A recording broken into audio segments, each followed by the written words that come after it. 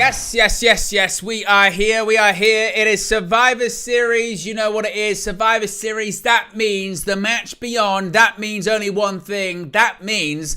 I just saw William Regal actually say it just a couple of seconds ago on the countdown. They're not even called pre-shows anymore for WWE either. They're called Countdown 2. So it's Countdown 2 Survivor Series. And William Regal himself said it a few seconds ago. It is Countdown 2 Survivor Series. There are 2 shark cages at the top of the stage. There's 2 cages above the ring, 2 rings. So that can only mean one thing, one match only, and that is... WarGames! Things not even connected to it. That is annoying. Wait a minute. I'll fix this. That is annoying. There you go. Much better. So if I did it again, I had a big intro and everything. Properly ruined it. WarGames! There you go. Still is. Yeah. It is what it is. But yeah, Survivor Series WarGames is going to be starting in just about 10 minutes time. I tell you what, I do enjoy these earlier start times that WWE do. You know, previously, back in the day, it used to be that the pay-per-views, premium live, whatever you want to call them, started at 1 a.m. Sometimes you got lucky with a midnight. Now, 11 a.m., 11 p.m. rather, over here in the UK. What's that, 6 p.m. Eastern in the United States? That's good. That's good stuff right there. I enjoyed that. That means this will probably go for what, about 3 hours and a bit, maybe three and a bit hours. So you'll be finishing around 2 a.m., which isn't too late, and it's on a Saturday as well. You don't have to worry about work the next. Well, I do have to worry about work the next day, but you get my drift, right? It works. It works with that. So, yes, indeed, we'll go through the matches. We'll go through predictions in just a second. I can already see people in the chat. Red Devil says we heard the first 2 times as well, though. WarGames, yes, it wasn't like connected to my headphones. It was WarGames. Now I can, much better. I can hear it through the cans. On the ears as well. Dan Mason says, I don't miss waiting until 1 a.m. Times are good. Yeah, it's very, very true, isn't it? They used to brutal, absolutely brutal. You know what's mad, about getting older as well. Like, as a kid, I used to do that all the time. All the time. I used to be like, stay up till 4 a.m. or something ridiculous to watch a pay-per-view. And let's face it, a lot of the time, it was pretty shit. And going to school the next day, and you have to get into school for 8 o'clock in the morning, 7:30, 4 hours sleep, ridiculous, just ridiculous, all for the love of the game. Whereas, now these start times 11 p.m. Oh gosh, you don't know how good we've got it. We really, really don't. Harry says same thing, loving the earlier start times. Yeah. Red Devil says, have you started sleeping early while getting optimized? I have. I must say, that definitely over the last few months, my time that I go to bed is getting earlier and earlier. I'm such a cliche at this point. I'm telling you, it gets to 9 o'clock, I'm in bed. These watch logs are tough. For me to do now. I don't have the stamina that I once did. Right, let's get into some predictions because I'll be rambling on before the show even starts. So let's get into some of the matches. I don't know specifically the order where they're going to go. I'm sure probably if I looked online I could probably find it, but you don't want to be spoiled too much, do you? So let's go in with the women's WarGames match. You've got Liv Morgan, Nia Jax, Raquel Rodriguez, Tiffany Stratton, and Candice LeRae going up against the team of Rhea Ripley, Bianca Belair, Bayley, Io Sky, and Naomi. This is an interesting one because you would think, usually, well, not all the time, but sometimes with the WarGames matches, you have baby faces win one, heels win the other. That's not always the way. Sometimes you can have baby faces win both, heels win both, but sometimes you can go that way. And it just kind of depends what happens a bit later on, I suppose. I think I see the heels winning this one, and I'll tell you for why. Because I think it's going to be revealed. Now, this isn't spoilers, this is just predictions. I think it's going to be revealed that Naomi attacked Jade Cargill, and Naomi costs her team. So, therefore, Liv Morgan and Nia Jax's team win. Maybe. I don't know. It also does feel this one a bit of a mismatch, doesn't it? Of just we need to get a women's War Games match on the show and kind of just putting it all together. Like, I mean, I'll talk about the Bloodline one. For me, it felt like for months and months and months and months, or really since the introduction of the new Bloodline, they're building to a War Games match. You go, right, that makes sense. And then for them kind of not to build completely to that was a bit of a strange curveball, but I'll get to that later on. So I'm gonna maybe go with the heels with him, but then again, depending on what happens in the main event, if the new Bloodline wins that one, then I might have to change my prediction for this one. So it's not very good predicting. I know it's not very good predicting, but there we are. Let's go to the Intercontinental Championship match next, which is Bron Breakker defending in a triple threat match against Sheamus and Ludwig Kaiser. I would think Bron Breakker retains here. I mean, the loss that he had to Jey Uso, then winning it back, kind of served a purpose for the sort of reuniting of Jey Uso with his family. Don't see Bron Breakker dropping the championship again anytime soon. I know that people will say, Sheamus Grand Slam. Eventually, that will happen. I just don't think that's going to be tonight. The only curveball, maybe, you never know, Ludwig Kaiser. Maybe, but I don't really think that one's going to be the case. Next up, United States Championship, LA Knight, is defending against Shinsuke Nakamura. A recently returned Shinsuke Nakamura. He does look like a zombie, doesn't he? Very much like a zombie. Depends how much they really want to push Nakamura with this new gimmick that he's come back with. They could put the title on him, but I don't think they will. I don't think they will. I think LA Knight retains his championship as well. He probably holds it, I would think, to minimum WrestleMania. I think it's just a case of getting LA Knight on a PLE, in all honesty. Again, you never know. If Nakamura wins, we might go, wow, they're investing in Nakamura. I didn't see that one coming. I'd be very, very surprised if that's the case. So I'm gonna go with LA Knight to retain that one. We also then have the World Heavyweight Championship on the line, a rematch from SummerSlam, but the roles are reversed. This time it's Gunther defending the World Heavyweight Championship against the challenger Damian Priest. Once again, I think we see Gunther retain. He's not going to drop the world title. Triple H, clearly big fan of Damian Priest, and what I will give credit to Triple H for is prior to him winning the world title, even when he did win the world title, I don't know if this is going to work with him. And coming out of it, he does feel like a bigger name, a bigger star.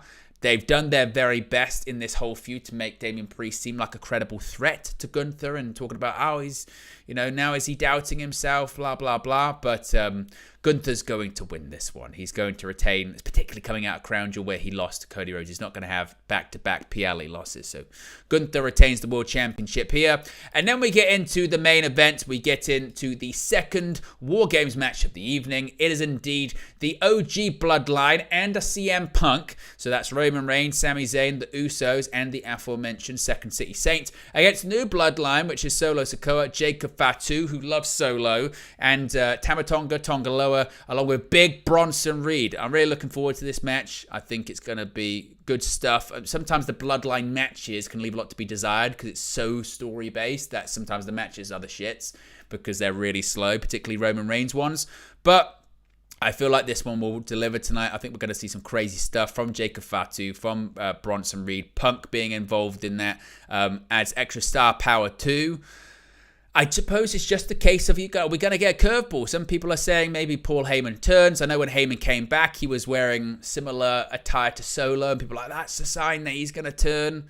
I don't know if I see the money in it, to be honest. I don't think the money is in Paul Heyman aligning with Solo Sikoa. But it depends where they want to go with it, I guess. In terms of directions for people moving forward,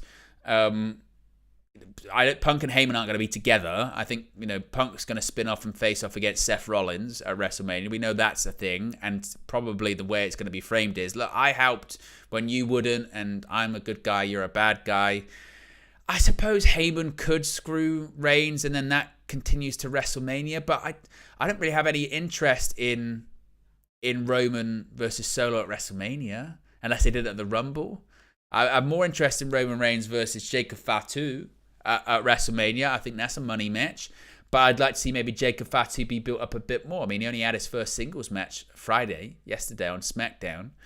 So, it kind of depends where they want to go. I mean, there are other rumors that, Reigns could be involved with Rock and Cody at WrestleMania 2. So, there's a lot of different moving parts there. I guess when it pertains to Roman Reigns coming out of the show this evening, we'll probably know which direction they're going. If Paul Heyman turns, then we're getting Roman versus Solo or Jacob Fatu at WrestleMania. That's what we're getting. Because Roman doesn't have all the appearances, they get kind of, segmented up. I think we know that Roman's going to probably be in the Rumble this year. As well, most likely, but again, he might have the blow-off feud with blow-off match with Solo at the show too. So there are quite a few different moving parts when it pertains to Roman Reigns. So as far as I had to predict,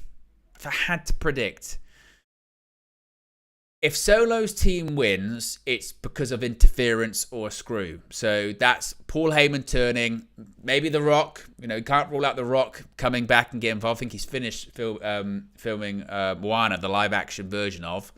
So that's possible. His movie, Red One, is doing awful at the box office, so maybe he needs to come back to get people talking about him. Because you notice when Dwayne The Rock Johnson's movies start to go down the pan, he tends to return to WWE very quickly.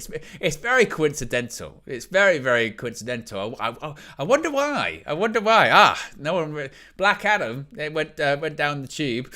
I'll go back to WWE in January. That's what I'll do. It's no coincidence. Old Dwayne, he's not stupid, and he's on the board of directors of TKO. He's contracted to certain matches too. So yeah, that's the kind of situation here. So it's a difficult one to predict. If I had to lean to a prediction, I'd go with the babyfaces winning, but anything's possible. Anything's possible, I would say, with that one. So that's good though. That's good. We like some things not being we like things not being predictable, right? They just done the national anthems. And coming up first, we are going to have the Women's WarGames match. Liv Morgan leading her team of Raquel Rodriguez, Candice LeRae, Tiffany Stratton, and Nia Jax. As we hear the familiar tones of Ozzy Osbourne ring out, as we always do.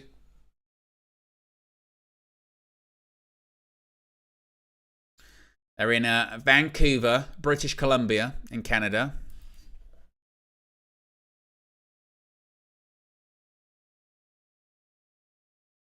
But indeed, it is WarGames!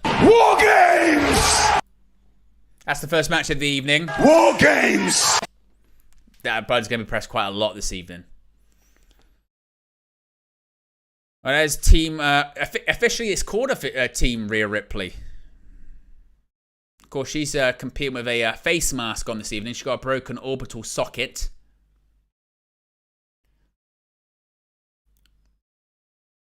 We've got back-to-back shots of Team Liv Morgan. One backstage, one arriving. Got double shots of them arriving. There's LA Knight. That's LA Knight. With everybody saying, yeah. Or should I say, Yeah. There you go. Can do that. Interesting that they're called Team Solo Sikoa, not the OG Bloodline or something like that. It's how... Look, there's Paul Heyman. Paulie, drinking a cup of coffee. He's wearing a red tie. And there is CM Punk. An original Paul Heyman guy. Maybe one of the original Paul Heyman. Certainly the originator of the term. Punk looks absolutely exhausted. Walking him, by the way. He looks like he's not slept at all.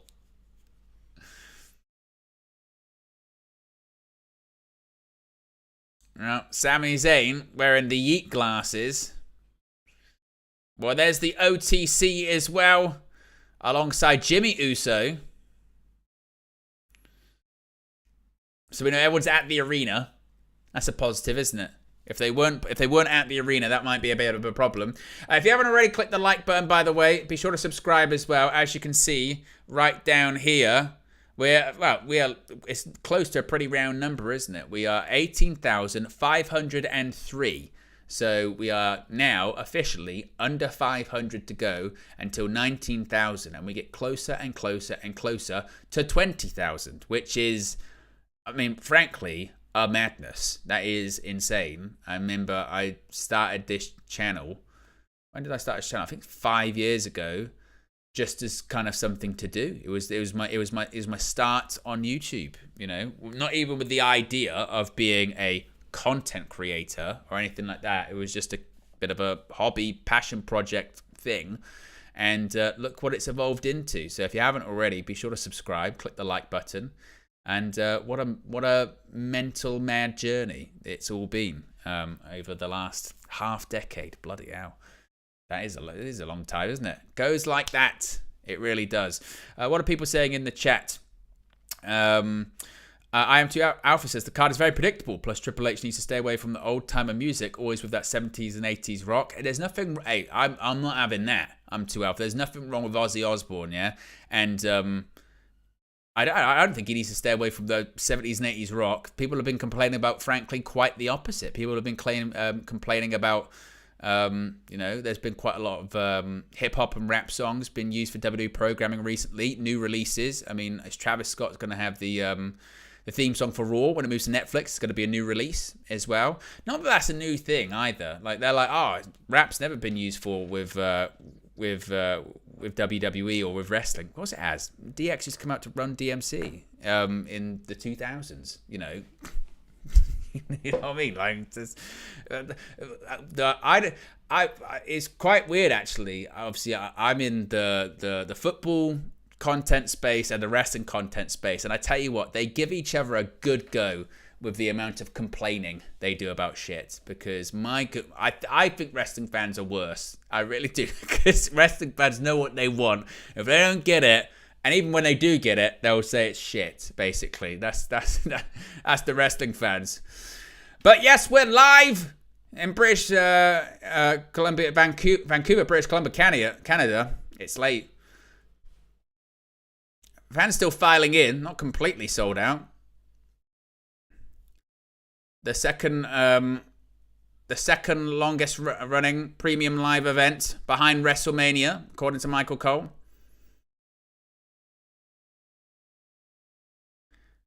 And there is Michael Cole and Corey Graves, the commentary team for this evening.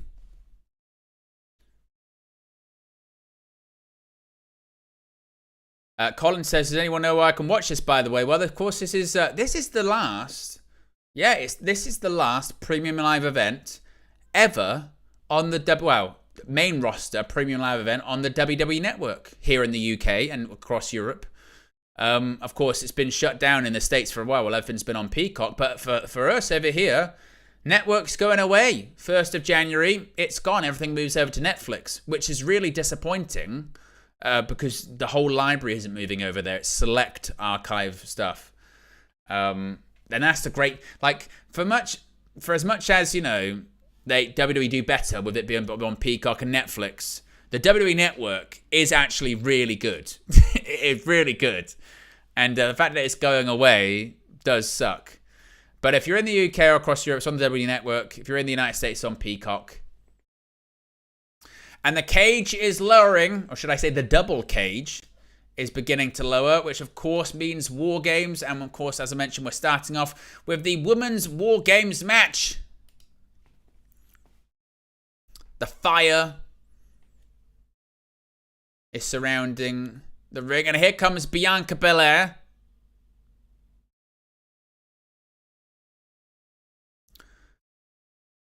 Still one half of the Women's Tag Team Champions. For how long? It's a good question.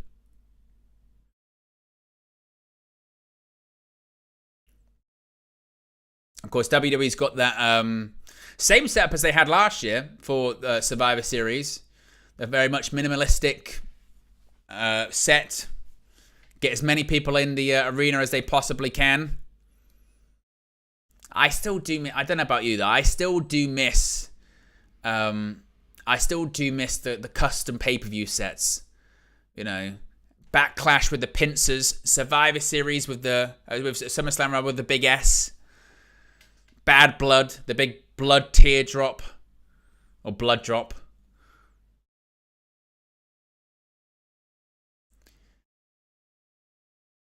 And here comes Naomi.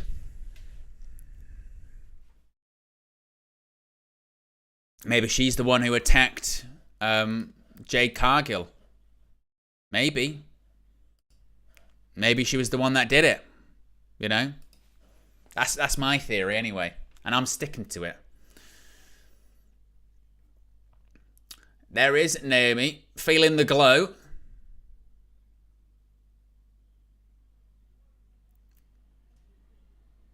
Has she got a party hat on her head?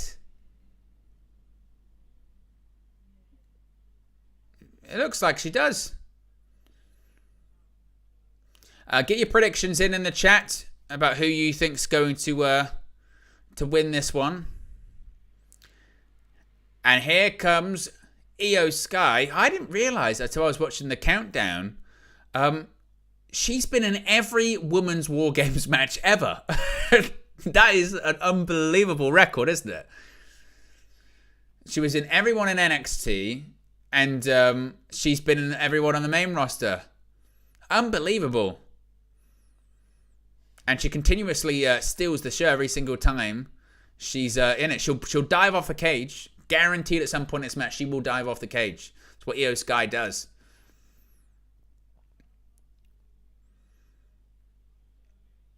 And here comes the person who defeated Io Sky at WrestleMania for the Women's Championship. It's Bayley. I, by the way, hate her music.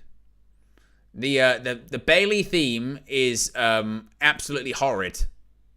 It is not good. Which could be the same for a lot of themes made by, was it Def Rebel? Yeah, not good.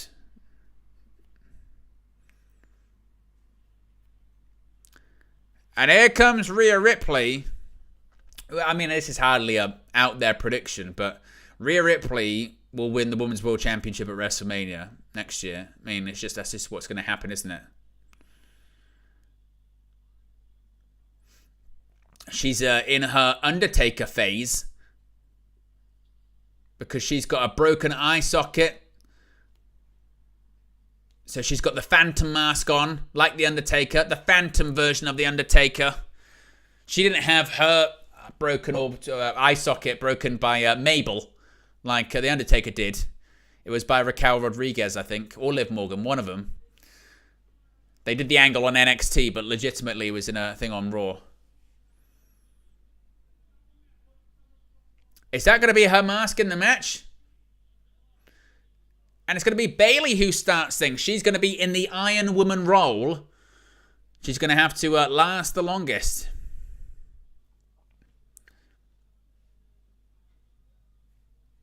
Of course, she did that when she won the Royal Rumble, didn't she? She went the distance, I think.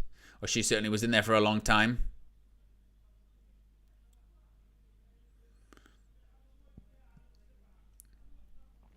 So Bayley the first to enter for her team. Of course, remember, the match doesn't officially start till every single competitor's even in the match. And look at the canvas. Covered in sponsors.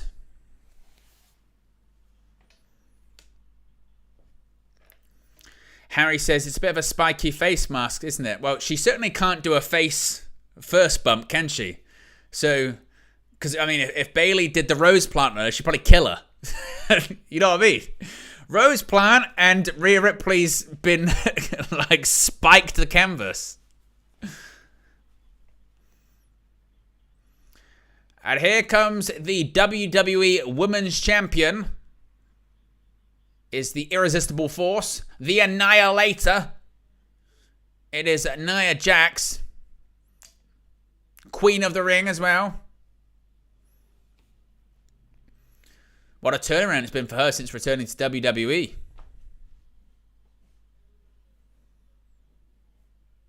First WarGames match for Nia.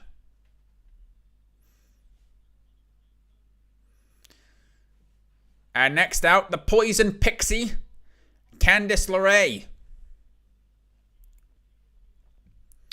United Love says you look well, Owen. Appreciate that, United Love.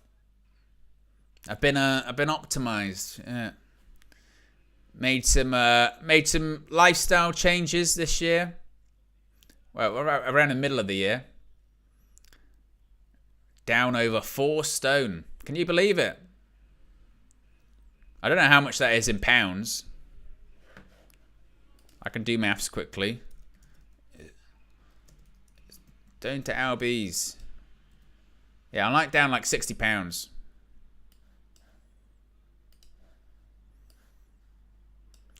It's Tiffy time. No briefcase though. She's not carrying the briefcase. I wonder where it is. Well, where? I wonder where it is.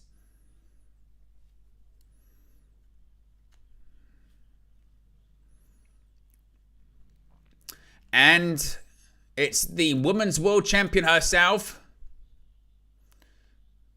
Of course, first it's Raquel Rodriguez. Her muscle. But it's the Women's World Champion, Liv Morgan, by her side.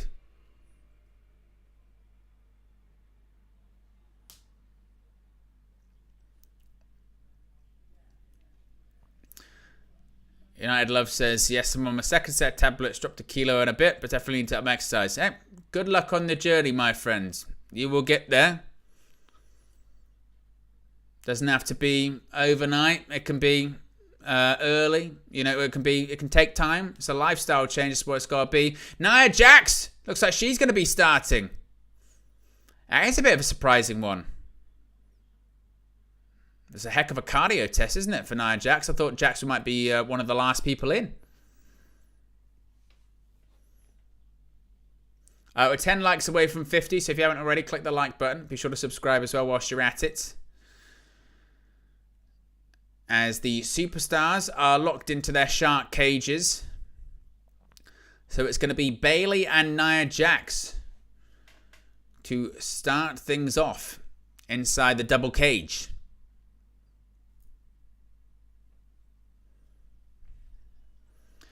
The bell rings. We are under it. Oh, and Nia Jax just ran over Bayley.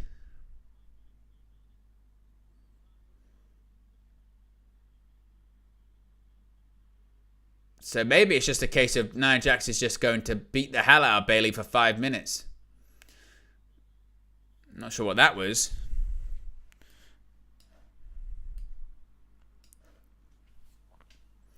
Bayley's going to go for an Irish whip. Not going to get anywhere. Nia Jax whips into the ropes. Oh, big forearm to the face. Hits the rope again. And another big forearm. Going to have to do a lot more to take Nia to the ground. Oh, picked up on the shoulders. And Bayley just trying to get some distance between her and Nia Jax. There's a lot of hair on Nia Jax, isn't it?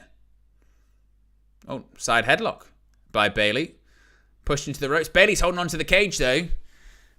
As we're already 60 seconds, or close to 60 seconds down.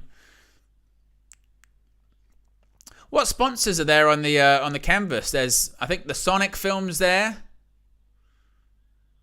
Which, by the way, this is a side note, but I thought Jim Carrey had retired from acting, but he's back. Oh, Bayley just hung up Nia Jax on the middle rope. And now Nia Jax is in the no man's land, or should in this case, no woman's land, right in the middle of the ring. Naomi still has a party hat on. I'm not really sure what the purpose of the party hat is. Oh, Bayley lifted over the rope. They're still in that in-between section. Oh, Nia Jax was just got pushed in. Well, elbows coming because Bayley just called it right in front of the camera. Bayley pushed Nia Jax right to where the camera was. And because the camera was so close, Bayley went, elbow. And then Nia goes, boom. Oh, you always love it when you see people call spots, don't you? The best is Cena. Cena is the best for calling spots. He doesn't give a shit. He'll just be like, elbow, kick me, DDT, hip toss. As Bayley just wailing on the back of Nia Jax with close to 2.5 minutes left before we get someone coming to this match. Of course, Bianca Belair's team, that being Rhea Ripley's team rather, has the advantage. Oh, Bayley, Hurricane Runner. They did the spot. They tried that spot previously and it didn't work. But this time, they got it right. Now, Bayley is using her attire as a weapon. Oh, she's whipping Nia Jax. Look at that.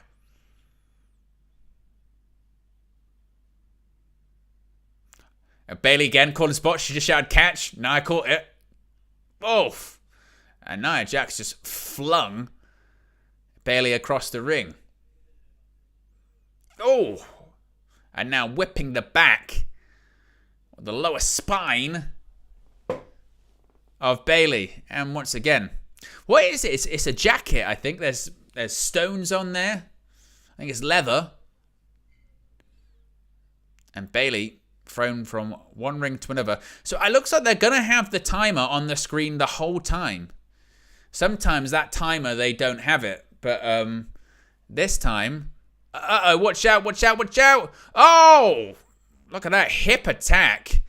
And Bayley just... I think she hit the metal plate in the middle of the ring. As we've got now... under 60 seconds remain until a member of Team Rhea Ripley gets into this one. Take a list. Hip attack. Bang! See you later. Oh, but Bayley... in between that, she's now back to her feet. She's in control. Hits the ropes again. Whoa! Just ran her down. Boom! Just completely flattened the former women's champion. Take a look at this. Boom! I'm telling you. Oh, wow. Nia Jax just threw Bayley into the cage. I saw Bronson Reed do an interview, and he was like, I'm doing something on Saturday that's going to go viral, and you guys are going to be talking about it. And another hip attack. This time, Bayley's head just bounces off the steel cage there. 6, 5, 4, 3, 2, 1. Who's it going to be? It's Naomi. Party hat's on. The party hat's still on. Is it a weapon? It's got to be some kind of weapon. Why wouldn't she take it off? Well, it's her birthday. That's why she's got the party hat on. Right. She's got a kendo stick. Oh, and look. It's a kendo stick. No. It's a glow stick. Is that a toilet seat in the ring? I mean, people, sometimes say a match can go in the shitter, but the shitter's in the ring. Quite literally. There is. It's a toilet seat lid. It's in the ring. I hope it's clean. I hope it's clean and sterile. If it's not, kind of gross. Naomi with a split. And now some foot stomps to the lower back of Nia Jax. Nice little roll out there by Naomi. Hits the rope. Oh, look at that. Nice little knee slide by Naomi. Hits the rope. And a drop kick. Didn't quite get all of it, as they would say. We're 6 likes away from 50 likes. If you haven't already, click the like button and be sure to subscribe whilst you're at it.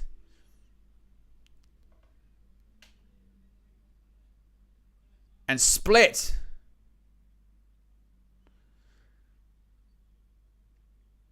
The crowd are chanting happy birthday, so they're aware.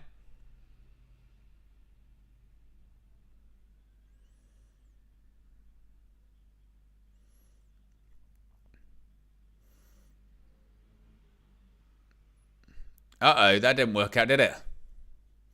Oof. Oof.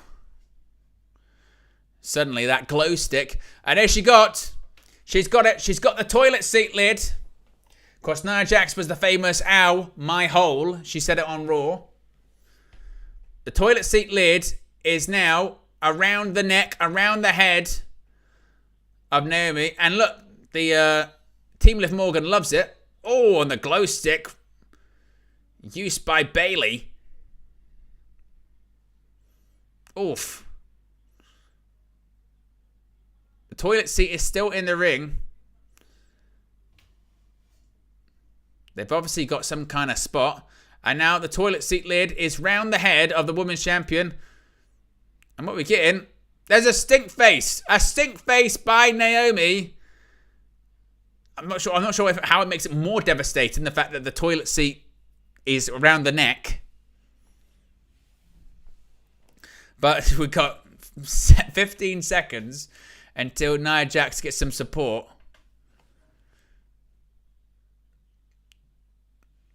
And Nia Jax, oh God, for a second I thought she wasn't going to rotate. It was a backdrop.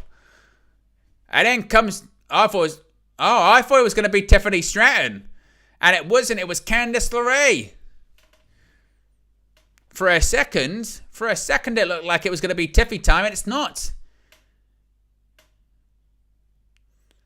But Candice LeRae, she's putting steel chairs. She slid one to the women's champion. Slid two to the women's champion. And what's she looking for? She's looking for something. She can't find it. What the hell was that? Nia Jax with some of the worst steel chair shots you've ever seen in your life. She nearly hit Naomi over the head. And Naomi went, nah. And Nia Jax went, no bitch. And then didn't hit her.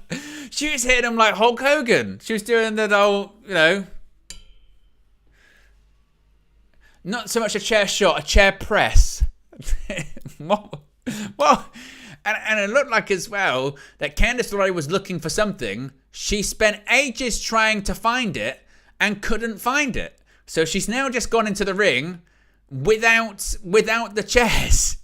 So what is going on? Whatever they had planned, I guess it wasn't under the ring, so they couldn't find it. But that was a complete mess. Candice LeRae now she's in the ring, but I mean, that was some of the worst chair shots. I mean, the spirit of Hulk Hogan lives in this match, apparently, with those ones. The chair press. My word. And literally, she was about to be hit over the head by Nia Jax. And, she went, and then Nia's like, no, bitch. And then hits her on the shoulder. Ugh. Oh, man. Not great. And the crowd knew it as well, because the crowd's just gone eerily quiet. They're trying to be polite.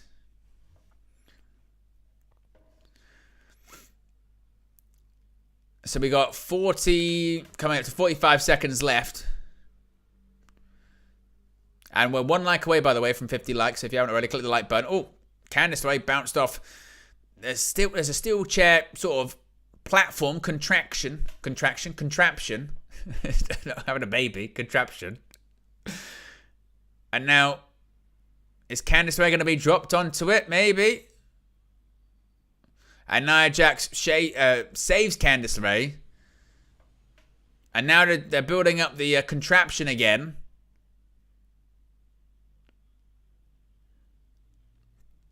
Oh, Bayley. Now she's been led across this platform. Candice LeRae. Oh, and she hits a moonsault onto Bayley. 4, 3. Looks like it's going to probably be Bianca Belair. And it is. Here comes Bianca Belair. One half of the Women's Tag Team Champions is entering WarGames. And what's she looking for?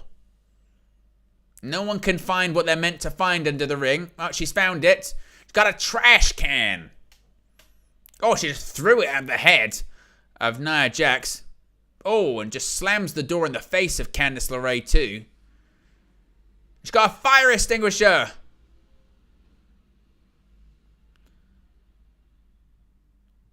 A fire extinguisher she was thinking about. What else is she thinking about? Looking under the ring. She's got a table. It's what the crowd wants. The crowd loves the table. And Bianca Belair is going to deliver it.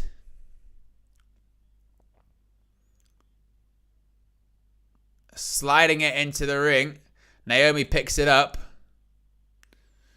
Crowd chanting for tables, and Bianca Belair's looking for more. Where's she going now? Oh, look at that. Naomi was just shoved into the corner. And Bianca Belair now has a steel chair. Oh, with a chair shot to the back of LeRae. Diggy says, oh, and what do you think is going to happen to the Women's Tag Team Champion since Jade is out?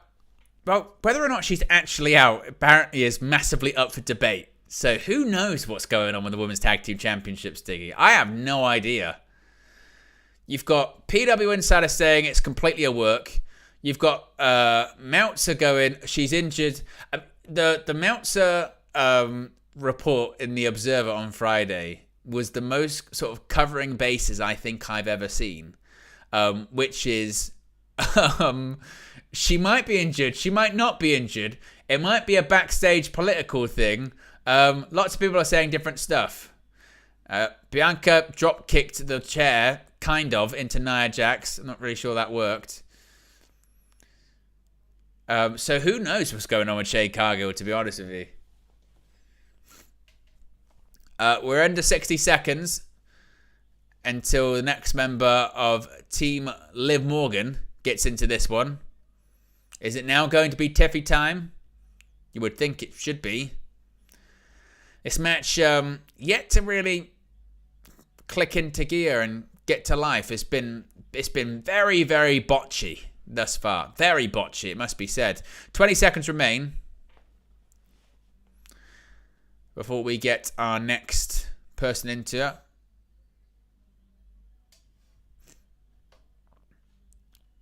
God, Naomi just drop kicked the chair and it didn't touch Nia Jax. I mean, I'm begging people, like, snug this up. I mean, not that you hurt each other, but, like, seriously, guys, you know, let's get this going. So, Tiffany Stratton, she's got a trash can and a trash can lid. Fat Thor says, I prefer the traditional Survivor Series concept. It was more intriguing for me. The WarGames concept is chaotic and all over the place, determined by one pin. I think they should do both. I think there should be... Oh, Bianca, moonsault. Oh, look at that, right off the head. There you go, snug it up. Get some shots going. Spine buster by Tiffany Stratton. But yeah, I say do both. I say have one traditional Survivor Series match and one WarGames match.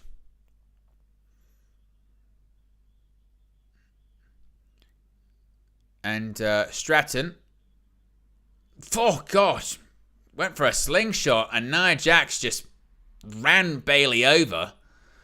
Good lord.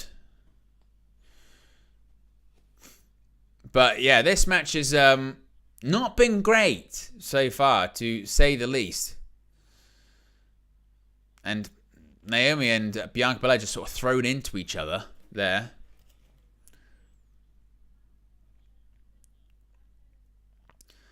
And now Tiffany Stratton looking for a backslide. Oh, and a leg drop. It's a backslide into a leg drop, I think.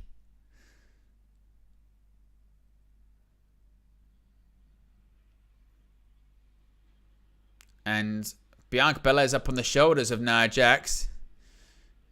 Oh, look at that. Blockbuster Samoan drop kind of maneuver. I mean, to be fair, Tiffany Stratton, she's come in, snugged it up a bit. Looked like she can work, you know. And sped things up a little bit. I am surprised by the quietness of the crowd. They seem to be somewhat sort of sitting on their hands at the moment. It's not hooking them maybe the way that they thought it would. Oh, no, get a steel chair away from Nia Jax because she cannot swing it. I'm knocking Naomi. Oh my God! I'm begging someone, swing a chair. Hit them properly with the chair. It's like slow motion steel chair stuff. It's like it's the Matrix. My word! And again, the crowd's quiet, and for good reason at the moment. It's turning into a bit of a mess, isn't it? right. Well, Tiffany Stratton was hung up on the middle rope. 5, 4, 3, 2, 1. And it's going to be Io Sky. Io Sky. Now, she will definitely get things going because she's a brilliant worker. What's she looking for? Everyone looks under that first apron. They can't find shit under there, can they? They can't find nothing.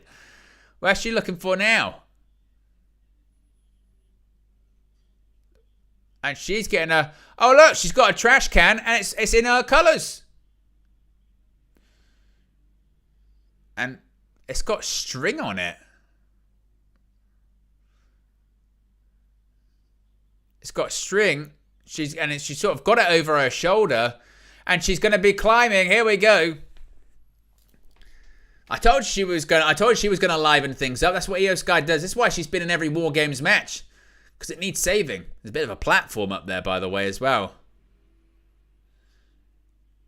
It's a way to carry it up to the top, isn't it? Be careful. Don't drop it. Candice LeRae, she's climbing up the cage to meet Io Sky. Say be careful. And Candice LeRae, that trash can is on the conveniently placed platform on the side, on the corners. What's this? What's this? She's going to go for a suplex. And, gosh, she's hanging upside down, Io Sky, at this point. Oh! Oh, she went for a sunset flip bomb. I think she missed. Was she meant to take a bump? Or she... If she was meant to take a bump, it didn't happen. And a drop kick.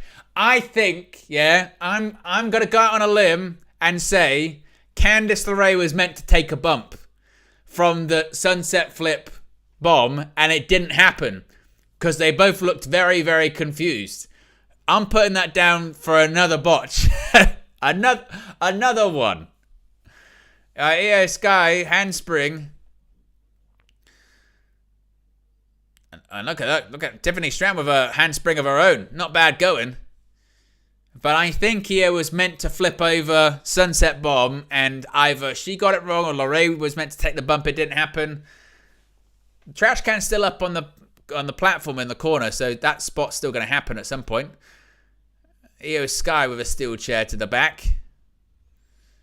But yeah, this one is messy to say. At least Io Sky can't swing a chair over. What's Io Sky going for? Oh, Nia Jax just flattens, absolutely flattens.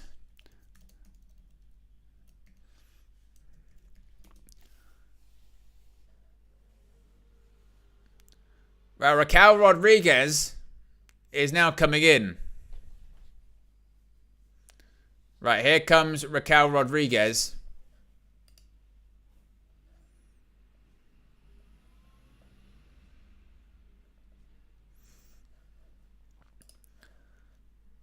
But I mean, there's right. We got another table's coming out.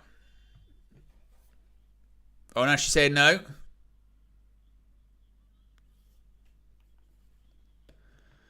So what's Raquel do? And this, to be honest, she can't find it over. I tell you what, this match is completely going down the shitter. They had a toilet in the ring earlier on, and that's where this match is. Oh, fall away slam by Rodriguez to Sky into the steel, but no one knows where the weapons are. Some of the weapons, like the hits with the weapons, haven't been snug. There's been botches all over the place. This has not been good. It really hasn't. This has been, I mean, what? We're 38 minutes into the show, so this match has been about, what, 30 minutes at this point? 20, 25, so around that period of time. And it has been a complete cluster, to say the actual least.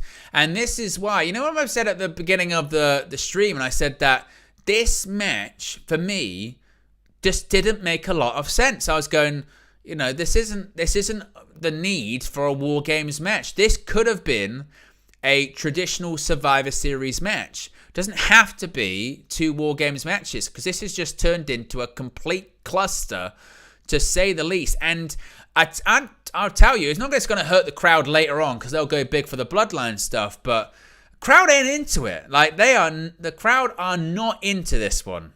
They're quiet. I mean, we'll see what happens when Rhea Ripley gets into it, but they ain't feeling it. And crowd right is chanting, "We want Mammy." And power bombs into the cage, and we're going to get, there you go, version of a Super Collider, and power bombs by Jackson Rodriguez onto every member of Team Ripley there.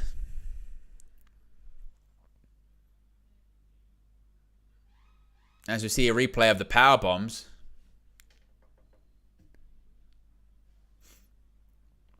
And, yep, this means we're about to get the countdown here. Rhea Ripley about to come in. We're going to get the Ripley spot, also known as the Hogan spot. She takes out everyone. Right, Ripley has the mask on with the horns and everything. How's she going to work with this? Of course, remember, the 3-minute countdown until Liv Morgan gets into the match.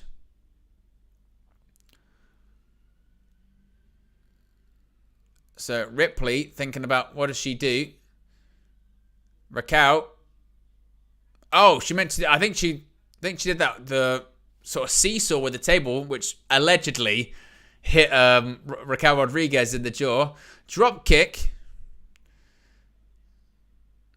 Forearm by Rodriguez. Club blows to the back. Nia Jax just standing there. And Tiffany Stratton with the toilet seat lid.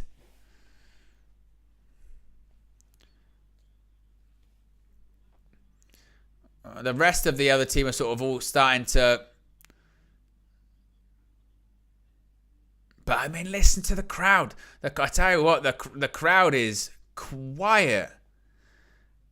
And Naomi, with they're saying a double rear view, I think. Liv Morgan's watches on from her cage. It's about 1:45 until she gets into the match. And, of course, the War Games officially begins. I mean, it says on the mat, one of the sponsors is True Classic. This is not. I tell you, this crowd are chanting, "This is awesome." There's no way they're actually saying that. There's no way they're actually saying that. Well, it looks like the babyface is now using weapons on Rodriguez and Jax. Oh, what a shot by Candice LeRae. That was better. And what a whip by Bianca Belair. That's better. Belair. Oh, wow. What a boot to the steel chair. That's it. It's like someone said something to the lady. Snug it up.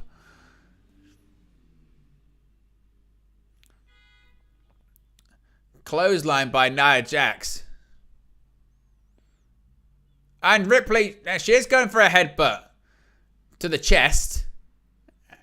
And Nia Jax goes down. Right, 15 seconds remain before Liv Morgan gets involved in this one.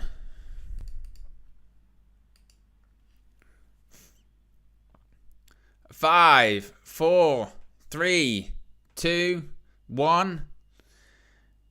And now Liv Morgan is about to step into War Games with Rhea Ripley.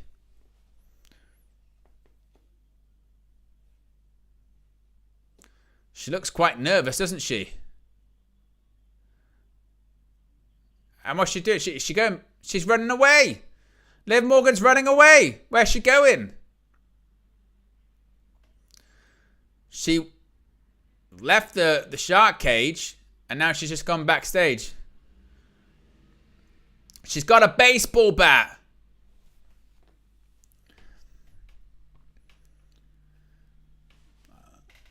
Liv Morgan carrying a baseball bat to the ring.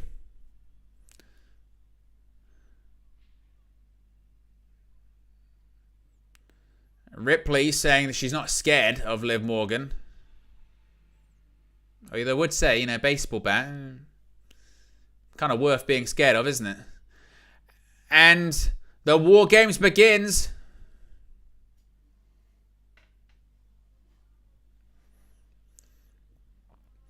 Alright, here we go.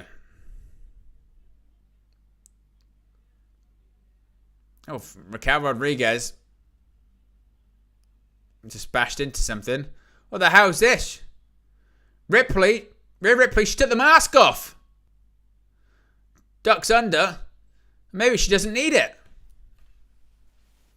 I don't know if that was meant to be sort of more of a spot. Riptide off and just collapsed. And now the heels gang up on Rhea Ripley. So she didn't need the mask after all? The injury wasn't that bad? Perhaps. It didn't get as much of a reaction as I thought it would. Oh, look at that. Baseball bat to the ribs. Oh, God, ran across the chest and the ribs. Oh, my word. And it's across a knee. I hope that's a gimmick back, because that's going to hurt. Oh, and across the shoulder blades too. Oh. I tell you what, Liv Morgan doesn't have good direction on that, because my word. They've got handcuffs.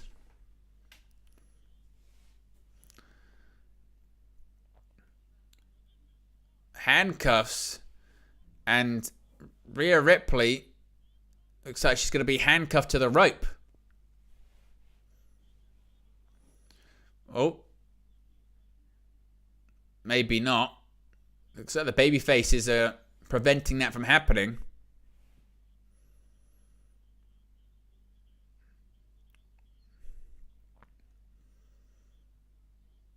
Oh, look at that Io Sky. Good grief.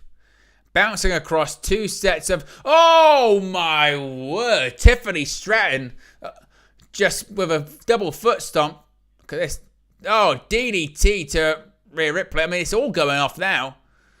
Bianca Belair sends Candice LeRae into the cage. Oh, look at that. Like an inverted Uranagi by Raquel Rodriguez. Pump kick. And a version of an X Factor by Naomi. Oh, wow. Code breaker by Liv Morgan to Naomi. Bayley, oh, sunset flip bomb into the corner. Oh, Nia Jax, oh, Samoan drop. And of course, you can go for a pin. Oh, and Bayley kicks out. Again, you have to remember, pinfalls now available.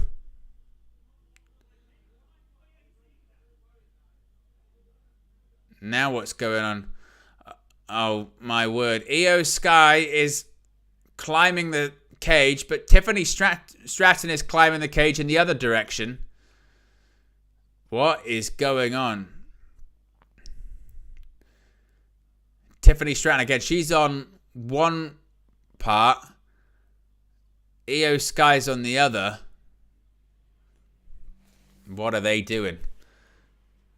What are they thinking? To say the very least, what are they thinking? What? Where is she? They're not going to do sort of stereo dives, are they? Io Sky's going to put the trash can over her head. What's she going to do? Oh, my word. Moonsault and a senton at the same time. Good grief. Oh, they're both okay. I mean, that's the spot to get the crowd going. Look, now the crowd are up on their feet. That's legitimate, real cheers. And that's what the match needed because, let's face it, it weren't going anywhere. A perfect moonsault by Io Sky. Good grief. And she didn't land on her feet, by the way. It's how mad, unbelievably talented she is. Tiffany Stratton with the senton.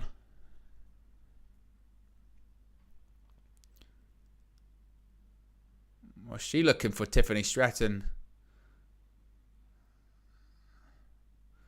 What's she got under there? What's she looking for?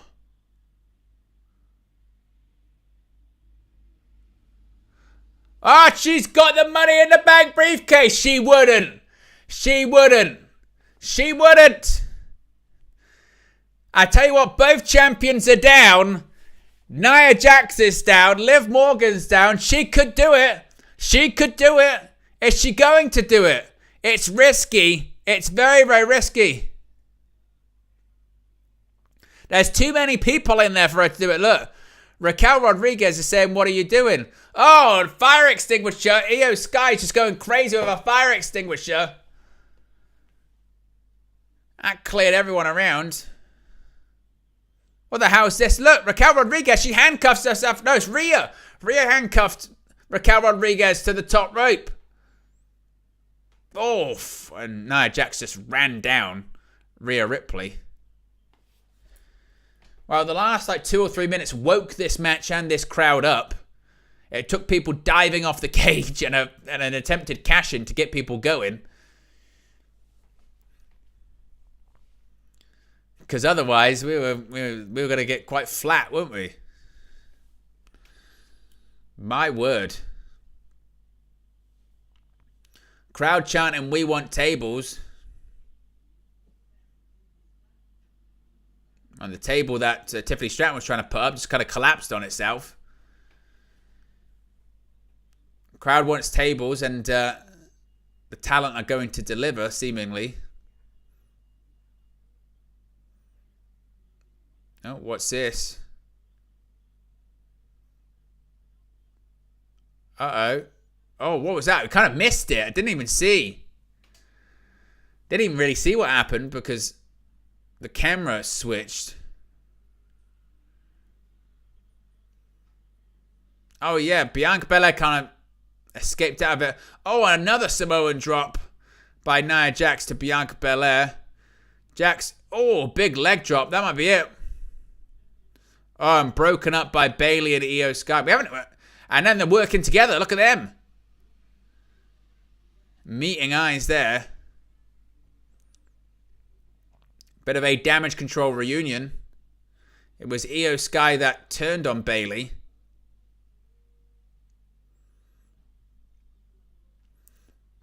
Oh, and a double clothesline by Nia Jax. Sends down Bayley and Io Sky. And look at Nia Jax just whipping Bianca Belair, using her own braid against her.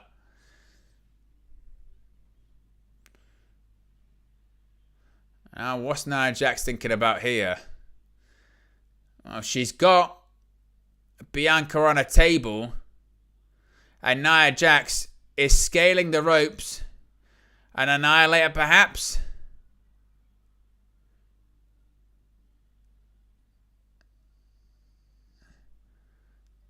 Well, actually, they waited long enough, didn't they? To do something. My word. Are we going to get a powerbomb, perhaps? Naomi and Bianca. A powerbomb. Oh, powerbomb through the table. Naomi going to go for the cover. Oh, and look at that baseball bat again. Across the head. Again, I hope the baseball bat's gimmicked. I really do. Because Liv Morgan, when she swings it, it's just unbelievably mad. Hopefully it's like rubber or something.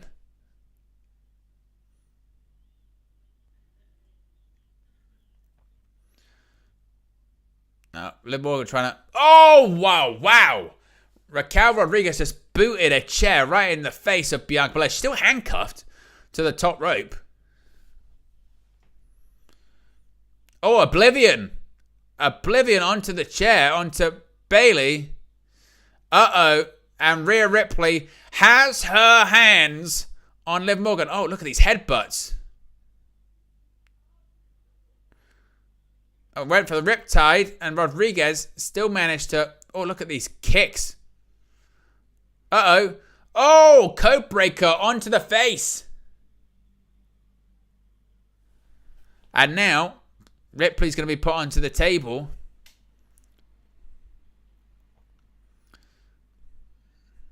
Now Morgan's going to go to the top rope. Ripley's across the table. Oh, big chop. Oh, kick.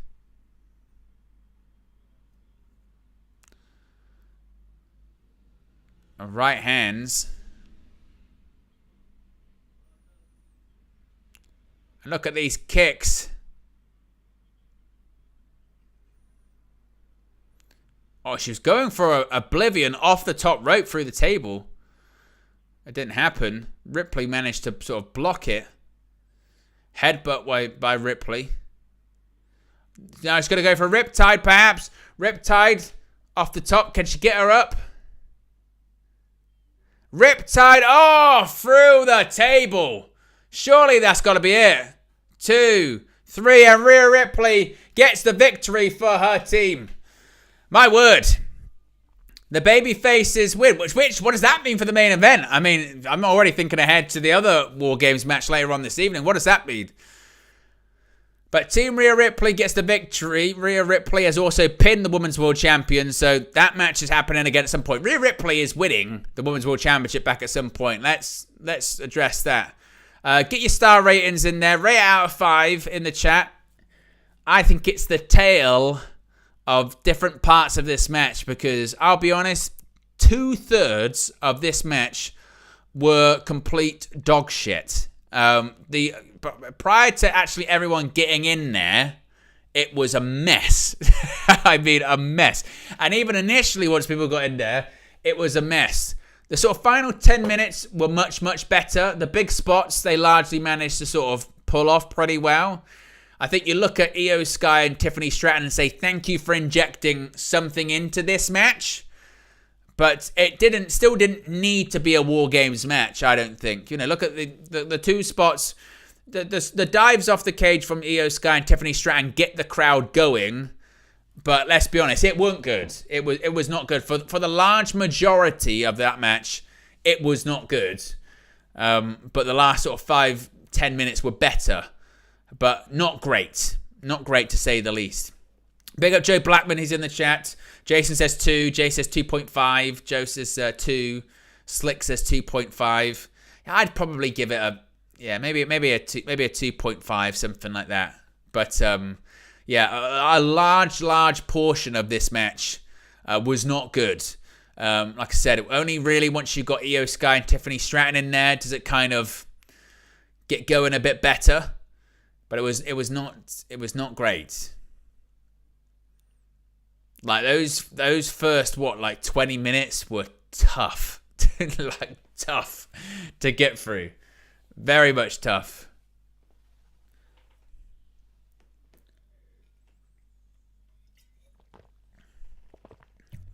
But the baby faces are on the top of the cage.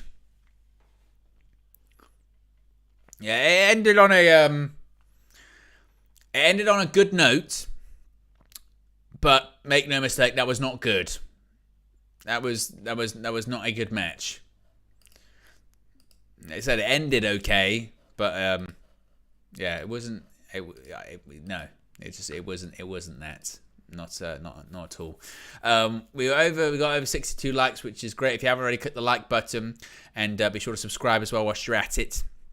On the road to 19,000, the longer road to 20,000. That'll be a heck of a milestone for this channel. That will be fantastic, as we're seeing some adverts on WWE Network. I'm excited to see the WWE PLE presentation on Netflix for us here in the UK, and I guess it's pretty much everywhere outside of the United States, isn't it? In the United States, for them domestically, they've got the Peacock PLE deal, but everywhere else it's Netflix. And WWE's not going to do, maybe a WrestleMania, I suppose, or like a big SummerSlam, but they're not going to do the numbers that Tyson and Paul did on for their fight. But for a lot of people, that viewing experience wasn't good. For me, I must say, I didn't stay up to watch it. I did the thing where, particularly with those fights where they start at 5 o'clock in the morning, I just left it on and went to sleep, and then woke up at just before 5. And for me, I don't know if that's a UK specific thing or something like that, it was totally fine. I had no buffering issues, I had no lag, I didn't have to restart the app or anything like that. It was fine for me. But I know a lot of people said that they just basically could not watch it. So the only thing I would say with that is I don't know. I don't know how. I don't know how much numbers WWE will bring in that regard, because it was something ridiculous. It was like 60 million people watching that fight, which is insane, absolutely insane. So WWE, I don't know if they'll be bringing in those kind of numbers, but like I said, for like a WrestleMania or something, perhaps. Well, the first few PLEs they've got on there, they've got Royal Rumble, they've got Elimination Chamber, and they've got WrestleMania. All John Cena's last versions of those PLEs. All right, coming up next, it's the United States Championship. It is LA Knight versus Shinsuke Nakamura, as we'll see in a promo package. Joe Blackman says, it's hard, Owen. I don't know how you do it. We'll stay up late. This isn't even late for a PLE or pay-per-view or anything like that. I mean, this is for UK wrestling fans. This is positively early. Starting at 11, probably finishing at like 2, I think. And obviously we'll have a post show, so we wrapped up by about 3ish. That's early. I mean, that's early for a pay-per-view or premium live event for fans in the UK. The hardest ones to do is some of those AEW pay-per-views. They go on for a long time. Some of them go on for a long time, and for the longest time, WWE ones, there was a period of time around sort of 2018 to 2018 until the pandemic hit. WWE pay-per-views at the time used to be, or premium live events, whatever you want to call them, used to be insufferably long. Like, insufferably long. There was a period of time where, like, a Money in the Bank would go for, like, 6 or 7 hours, and it was horrific. Like it was just way unnecessarily long. And you'd be like, why is Stomping Grounds 6 hours? And then WrestleMania, holy shit. WrestleMania 35, I think that might be the record for like the longest one. But like, again, around sort of 2018, 2019, those WrestleManias, or even like 2017, those WrestleManias were just outrageously long. 2-hour pre-shows full of matches, and they would not finish until like 6 o'clock in the morning, and you would be like, oh my god. It's so unnecessary to have all of these matches. And you would be like, as a fan in the UK, because you would see people watching in America would be like, oh, we're staying up till like 1 o'clock in the morning to watch it, and you'd be like, you're tired, 6 o'clock here. We've been up since 10 at night, or like 9, and you had to nap. You had to nap for that, because it would just be too much, way too much. United Love says, Owen, do you remember when WWE Heat used to be on right before the pay-per-view and you got a few minutes before it went fuzzy? I do remember that, yeah. It was over here in the UK, it used to be Sunday Night Heat used to be on. Well, it would depend. Usually, if a show, because for a long time, you used to get the pay-per-views as part of just Sky Sports. You didn't even have to pay for it. I mean, if you subscribed to Sky Sports for a while, you got the pay-per-views, so you could watch WrestleMania on Sky Sports. You didn't have to get it on box office. So they would usually have like the Sunday Night Heat would be on Sky Sports, then you could just watch it straight after. For a period of time, they had that on there, because I remember watching like WrestleMania 18 and 19 were on just as part of Sky Sports, which is incredible to think about nowadays. But that was on there. But yeah, back in the day, you used to watch Sunday Night Heat an hour before. I mean, in the peak of the Attitude Era, if you go back and watch this on the network whilst you've still got it here in the UK, in the peak of the Attitude Era, they used to shoot angles, like legitimate angles on Heat.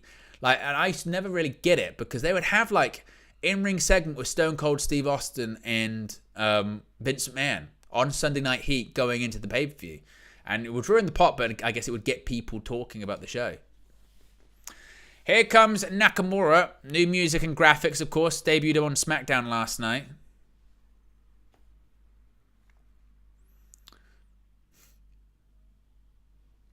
It's kind of a remixed version of his theme.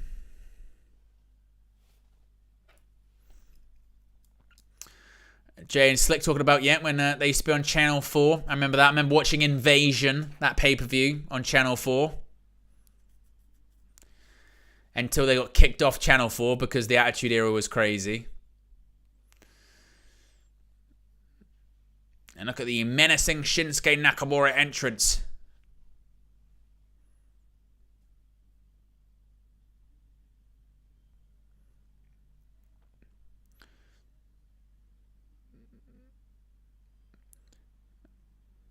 Nakamura got a very interesting entrance gear on there as well.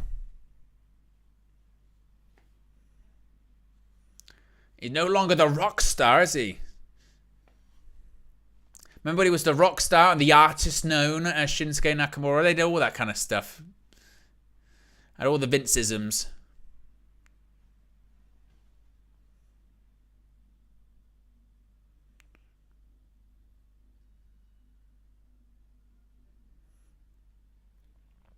Look at Nakamura, he's got the mask on. He's got the helmet as well. Like a samurai warrior, isn't he?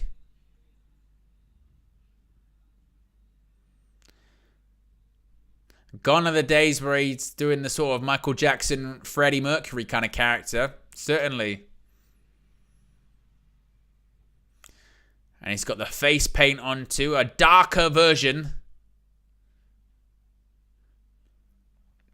How many times over under is Michael Cole going to say Shin in this match, I wonder? Sinister Shin. Look how dark the character is. Maybe they do give him the belt. Maybe, well, you just had a complete character, reinventing himself. A new version, a darker version of Nakamura. Do you just kill him off straight away? BFT, 1, 2, 3, that's it. Or do you go, look, Nakamura's got a new gimmick. Let's get the gimmick over, brother. Give him the belt. Maybe. Maybe they shock people. Do you put this amount of effort into new graphics, new music, new look, new entrance gear too, just to change everything? And here comes LA Knight.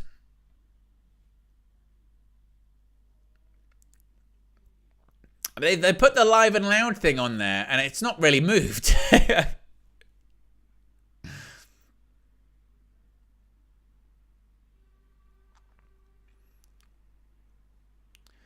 Did they've slightly changed LA Knight's theme, haven't they? I don't like it.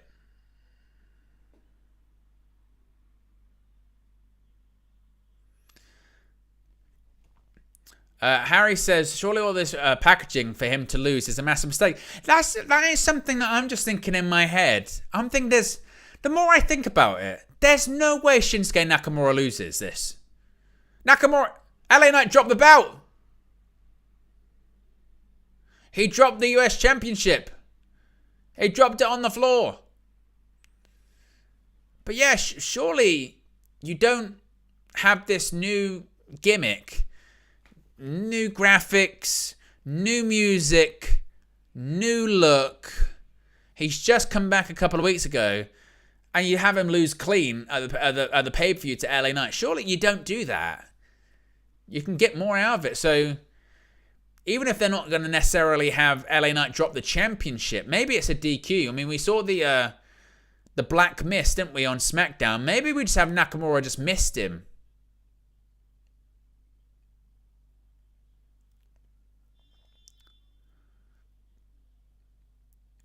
Yeah, maybe that's what happens here. Maybe I might revise my prediction here and say that Shinsuke Nakamura at some point puts the mist in LA Knight's face and we get a DQ.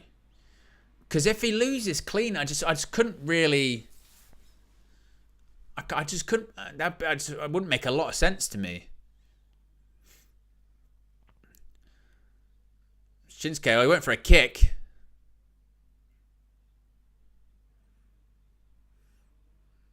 And Nakamura, he's very smart. He's always got the hair in front of his face. You can't really see. He's got his head down. He's doing it with his whole body, isn't he? Collar and elbow tie-up between LA Knight and Shinsuke Nakamura.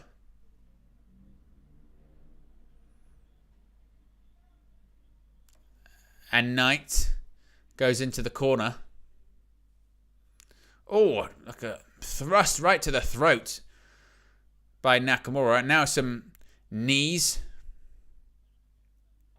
A snapmare takeover. Oh, and a kick between the shoulder blades.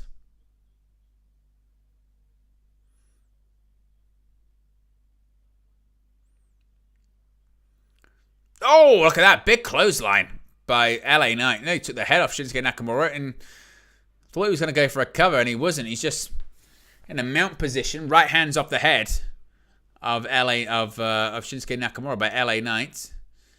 And look at that. Nice suplex. And an elbow cover. Nakamura kicks out at 1. Kick out at 1 by Shin. Like I would say. Well, there's Shin. Kick out by Shin at 1. LA Knight was going for those stomps, and Nakamura just gets out of the ring. The veteran, as Michael Cole would say. Oh, LA Knight. He went for a kick and he just kind of flew out the ring.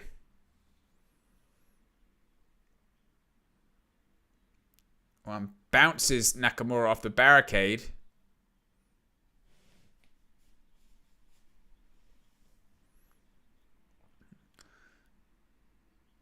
Nakamura bouncing LA Knight off the barricades around the ring. Oh, elbow.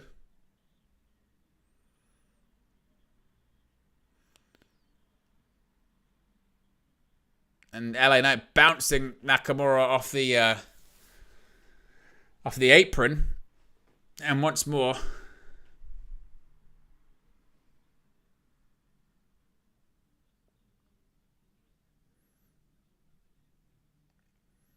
Oh, and again, thrust right to the throat of LA Knight by Nakamura. LA Knight gets a boot up. Oh, hangs Nakamura over the top. And now he's going to go to the top. Big elbow.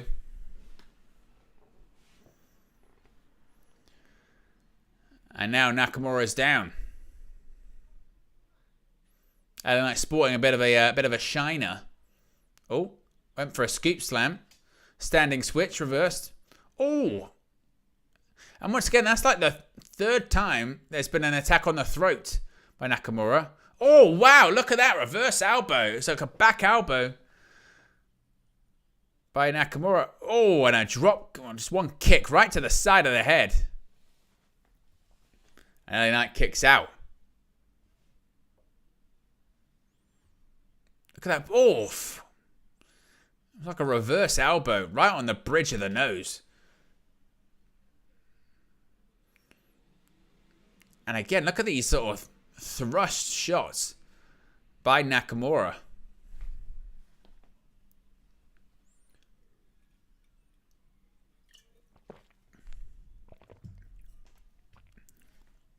Oh. Knee by Nakamura sends LA Knight to the outside.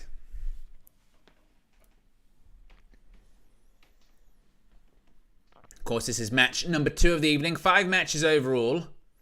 We've already had the Women's WarGames match. Still to come, we have the Intercontinental Championship, the World Heavyweight Championship, and of course, the Men's WarGames match 2. Oof. Kick to the chest.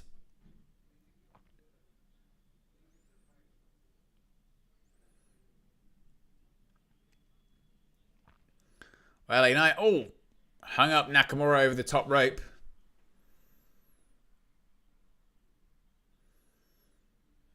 A bit of a communication there just to check that everyone was okay, which they are. Oh, DDT by LA Knight to Nakamura. And Nakamura kicks out at 2.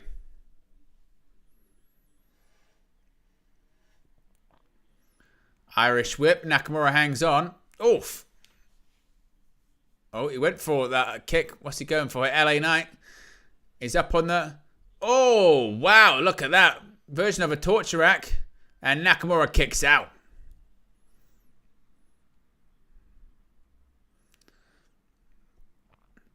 It was like a version of a burning hammer, wasn't it? Like an inverted Death Valley driver. By LA Knight.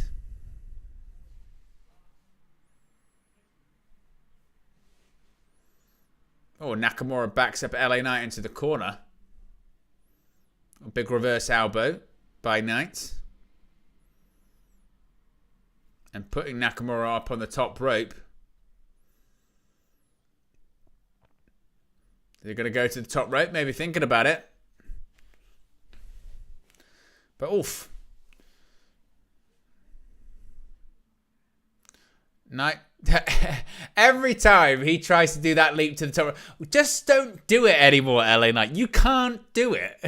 I swear, every time he tries to do that leap to the top rope, he will either not make it to the top, land on the middle rope or something like that. He can't do the leap to the top rope.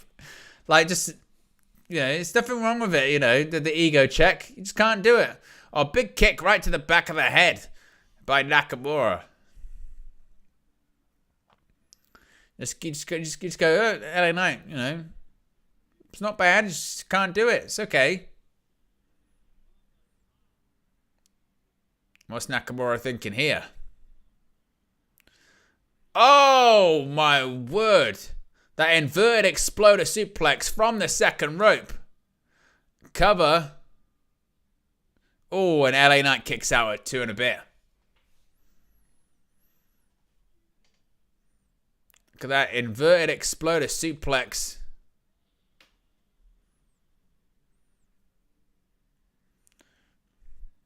And now Nakamura into the corner. Maybe thinking Kinshasa.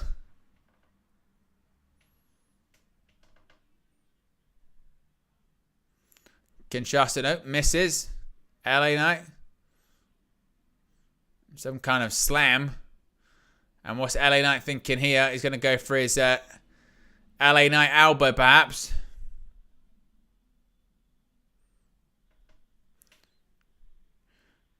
Oh, jumps to the top rope and it's an elbow.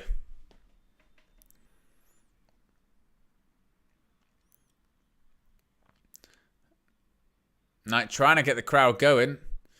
I think we're going to be getting a... I think we're going to be getting missed. I saw the referee talk to Shinsuke. Oh, Nakamura, he just fell in between the ring. Now they're in between the two rings. They're in the no man's land, as they would say. Oh, and no missed. I was going to go for a suplex. Oof. Onto the metal partition. No. I went to the eyes, perhaps. Oh, my God. That was a reverse DDT. And I tell you what, LA Knight's head just ricocheted. That was nasty. His head hit. Wow. That was a horrible noise. It hit. No joke.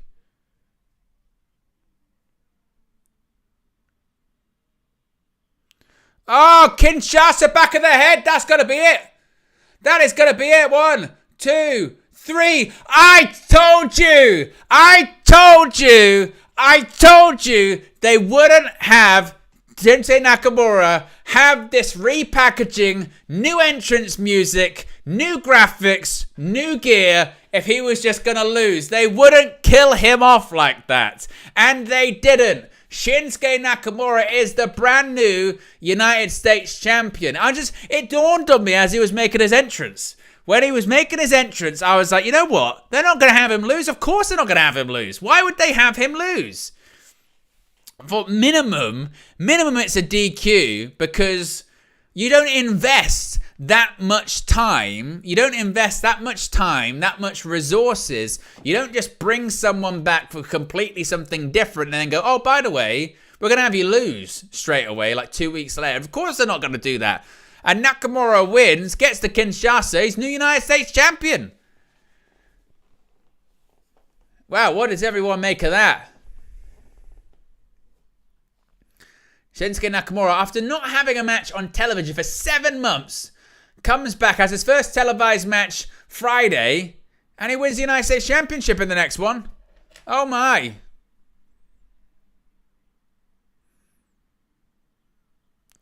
Shinsuke Nakamura, new gimmick. It just went after seeing the entrance, it just kind of clicked to me. I thought, he's not going to lose. Well, no, he's not going to lose.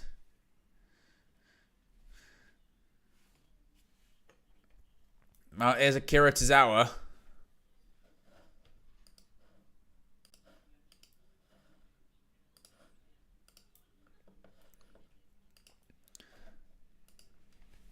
I think there's some now. We're getting some kind of commercial.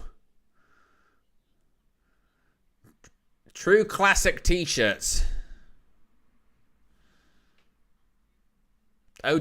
He's gonna get a new T-shirt, make himself feel more comfortable. Apparently. But Nakamura, new United States champion. It was just when you see the sort of effort that they go to do a new music, do new graphics, do a new entrance, completely change the character. Then it just got kind of dawned me. I went, yeah, they're not gonna have him lose. Why would you kill him off like that? I mean, the old WWE, yes, but I think it's the right call, absolutely the right call by WWE. No, Otis isn't wearing pants. It's kind of a... He's got a T-shirt on, but his balls are out, which is strange.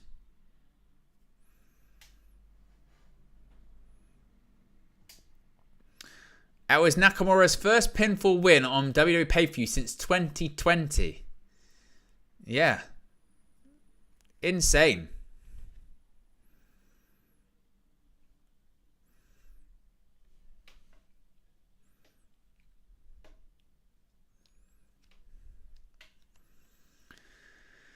We've already got a title change. That means definitely we're not going to get one in the Intercontinental Championship match.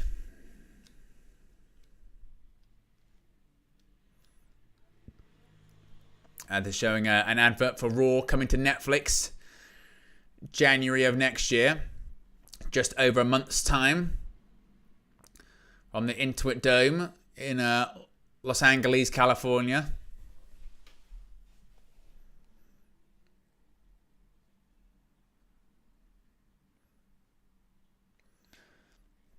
It could be a star-studded affair. I think The Rock's going to be there. I must say, it does tickle me that in the Raw to Netflix promo, the last face you see is who? Triple H. He doesn't like being on the show, remember, guys. He doesn't like being the center of attention.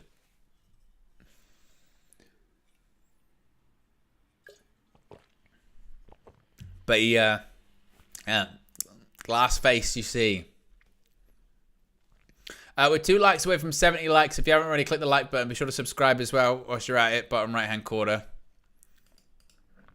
I can't believe as well that it's been a year since CM Punk came back, and I remember vividly, obviously, doing the stream last year and all the chatter about Punk and being in Chicago and all that.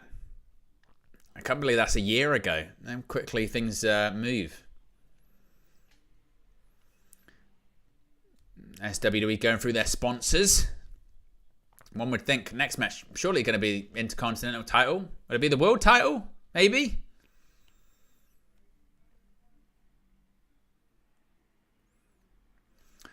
Survivor Series, the highest grossing Canadian arena event in WWE history. But, I mean, they do that. I mean, WWE's a hot ticket. There's the UFC welterweight champion, Belal Muhammad. Number 5 in the UFC men's pound for pound rankings.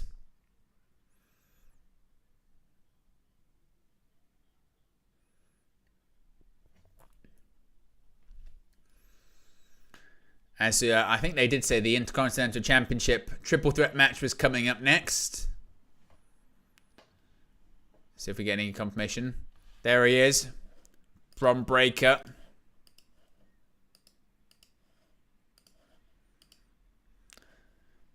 That match coming up next.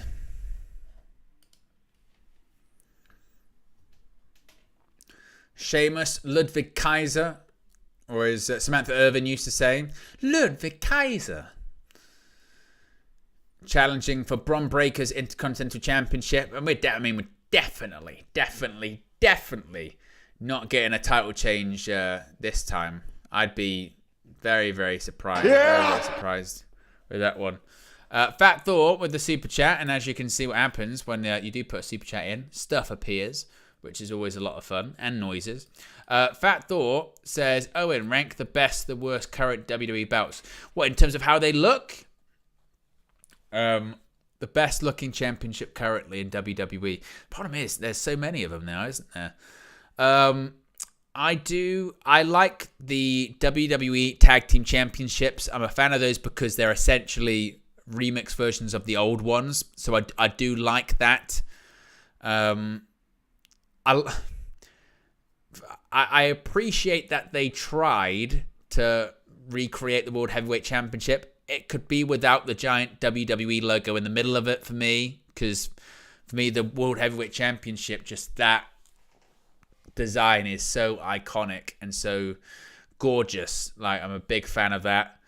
I'm not a big fan of this version of the Intercontinental Championship. I do like that they added the blue to it. The blue for the globes. I like that because that reminds me of the Intercontinental Championship from the 90s, or the late 90s into the 2000s. It's kind of like a version of that. But I mean, the classic Intercontinental Championship looked way better. What else have we got? The WWE Championship. The worst thing that WWE did is realize that if they had a giant WWE logo on a belt, they could give it to everyone, and it was advertising their product. Because obviously the WWE Championship designs from the 80s and 90s and early 2000s were the best, right? Whether it's the Wing Eagle, Big Eagle, even the Undisputed Championship was a great title. But then obviously with the Cena one, they liked it because it was a great toy. I had a Spinner Championship toy. I had the Spinner Championship when Cena first brought it out, and I'm sure it did unbelievable money. So that's probably why they did it. And then they realized, all right, if we're going to change it, it's got to have a big WWE logo on it. So it was just constantly, it's a marketing and advertising prop at that point. But as a design goes, it's not all that really. So I'm not the biggest fan of that. So my favorite championship right now in WWE, in terms of design, I like the WWE Tag Team Championship. Don't like the World Tag Team Championships. I think they look rubbish. So be that, and then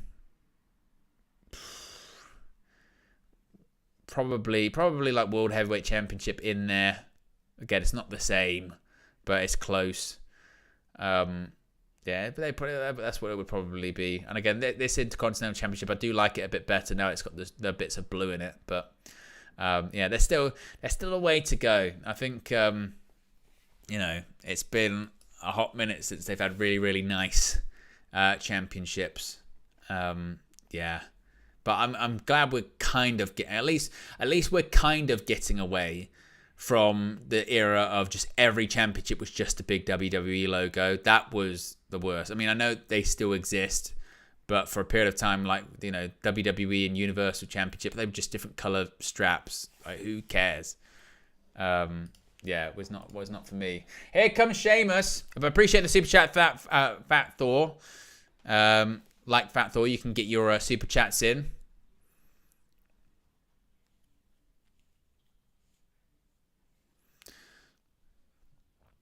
Yeah, I don't like too with Sheamus is they brought back his old theme for like a couple of months. It was only for a couple of months. He came back after, was it WrestleMania? And he had his old theme song back, and everyone was like, yes! He's got his old theme song back, and they only had it back for like a month or so. And then they got this new one. It's like, What a joke. You know what it is with Sheamus as well? I remember, like, there was a period of time in, like, 2012, 13, 14, around that period of time, when people were like, oh, Sheamus, is he even that good? He's a bit bland. You know, he's been over-pushed. Because he was, like, second babyface behind Cena for a while. Like, he had, like, the World Heavyweight Championship for ages. And, I like how he's just become this sort of respected veteran that delivers great matches. Because there were reports that Sheamus, when he was teamed with Cesaro, like 2016, 2017, he was doing tags because he couldn't be a singles wrestler anymore. Because he had a bad neck, and they were saying he might have to retire. That was 7 years ago. And he's still going.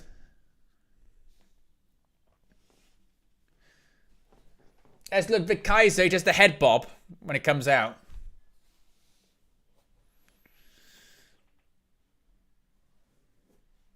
Looks like a proper Bond villain, doesn't he? Ludwig Kaiser. He's got the strut.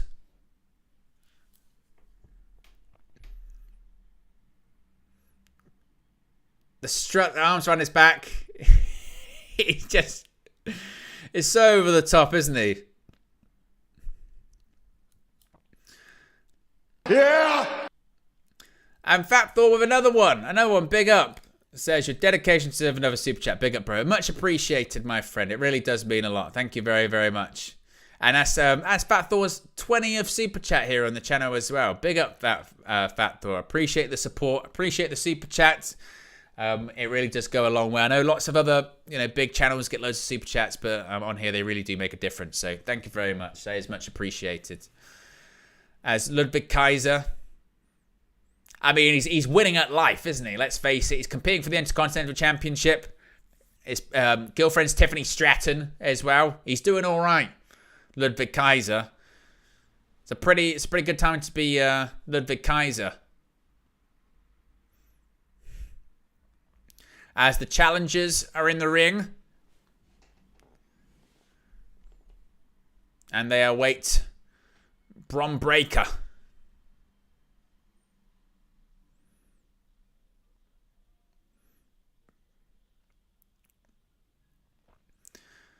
Who has to be, he's got to be, he's future world champion material, isn't he, Bron Breakker? No doubt about it.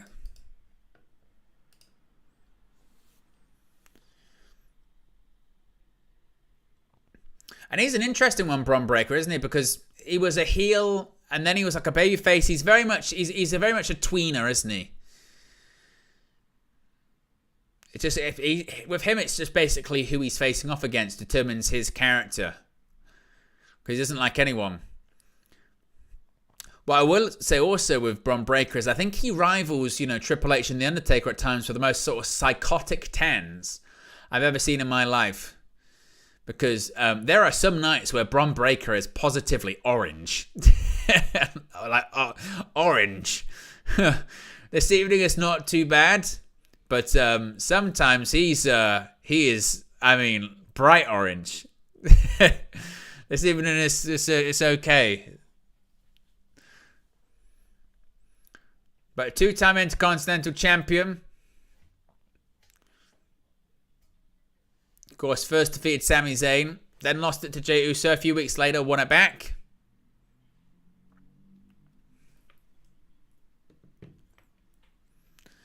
As the referee holds up the title.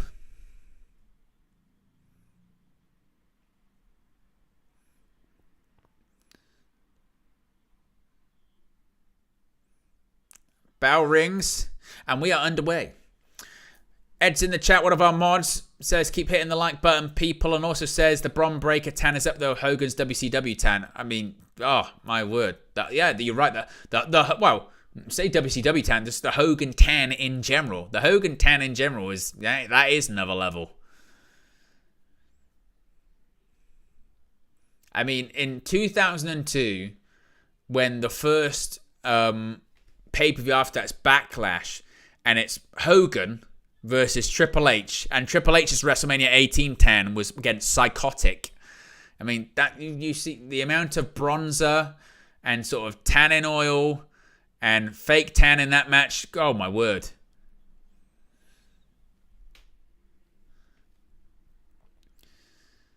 Well, Ludwig Kaiser's got a steel chair. Boy, swings it. And Bron Breakker, look at the speed. Big clothesline.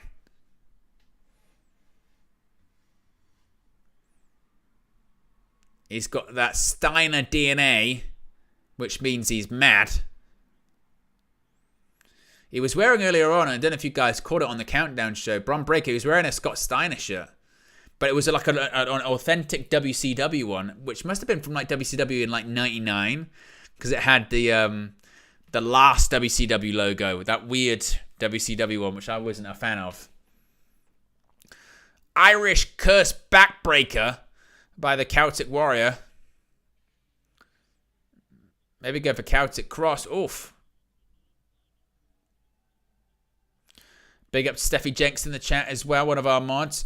On a big pair of boots by Kaiser right to the midsection of Bron Breakker.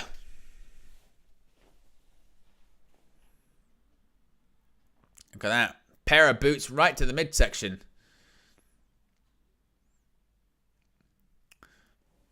But this is a big spot for Ludwig Kaiser. You know, this is officially elevating him to sort of mid-card championship level. Yes, he's not going to win the title tonight, but it's a big spot for him. No doubt about that. Well, he's wedged the chair in the corner, and he's just been turn around and seen Bron Breakker and Sheamus there. And look at these right hands just teeing off on Kaiser. Wolf into the corner. Big clothesline. Oh, bit of a knee slide there by Kaiser. Oh, and just a big shoulder tackle by Breakker. And Sheamus, maybe going for 10 beats at the Baron. No. And Breakker said, no, I don't want to do it. No, thank you. Don't turn your back on Bron Breakker. Don't turn your back on the Intercontinental Champion. The disrespect. Somehow, it's weird with Bron Breakker. I said, he doesn't look that orange. He's managed to get more orange as the match has gone on. Suddenly he looks orange now. Maybe it's the swear. Oh! Breakker was going for a bit of a super spear, but Kaiser with a baseball slide said no thank you. Now Ludwig Kaiser going for his own version. Oh, wow. Went for a pair of boots and Sheamus, ribs first, went into the steps and then ribs first once again into the announce table. Oh, wow. Bron Breakker just flew through the air like a missile. Takes out Kaiser. Oh, look at that. It was a throw on the outside of the ring. That was a nasty landing. Oh, look how high in the air Bron Breakker comes. It goes so high in the air and just wipes out Kaiser. Good Lord.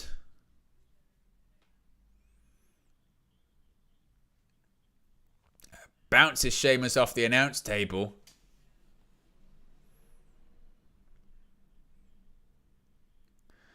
Crowd chanting, let's go Sheamus. And Breakker, he's working over Sheamus's injured midsection.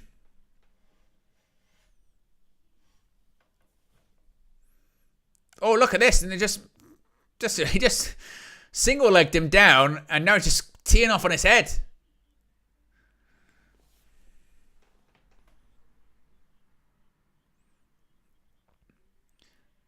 Now, Breakker putting Sheamus in the ring.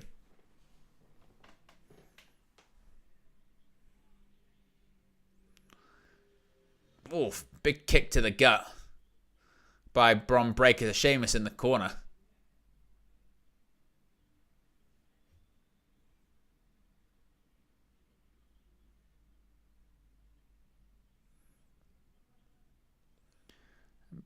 Oh, reverse elbow by Sheamus. Oof.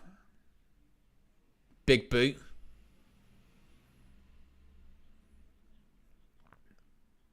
Breakker whips Sheamus into the ropes. Oh, and a big knee lift.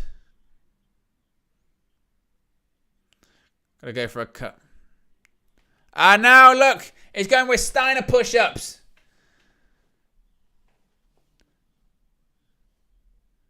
It was very similar to Big Papa Pump himself, yeah. Scott Steiner used to do that all the time. He used to do that. Go down with the elbow, counter one, go into the push-ups.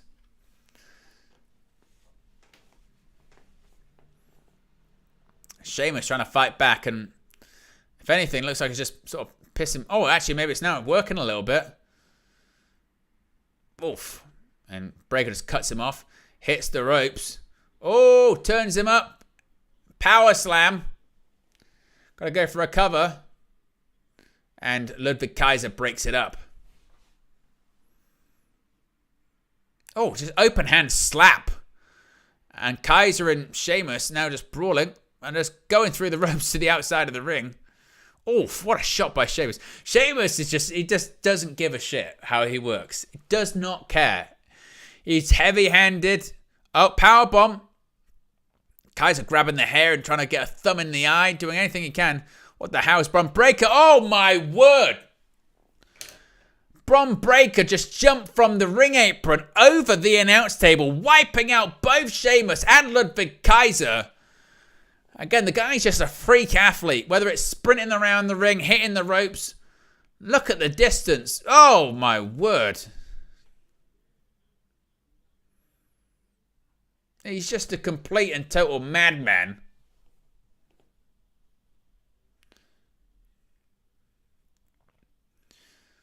Crowd still going off cheering. I'm going to tell you what, the crowd love this match. Sheamus thrown into the WWE Universe. Now Bron Breakker's going to actually go after Ludwig Kaiser. They're just pressing Kaiser above his head. Oh, no. Kaiser. Oh, wow. He sent Breakker over the steps. I think Breakker actually, his knees or part of it might have clipped the steel there too. Oh, no. Kaiser, he thinks he's done his work, but Sheamus is behind him. He doesn't sense him. Maybe 10 beats of the Baron over the barricade. 4.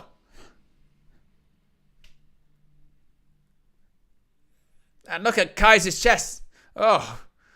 Oh. Uh-oh. Bron Breakker, you can get it as well. Get ready.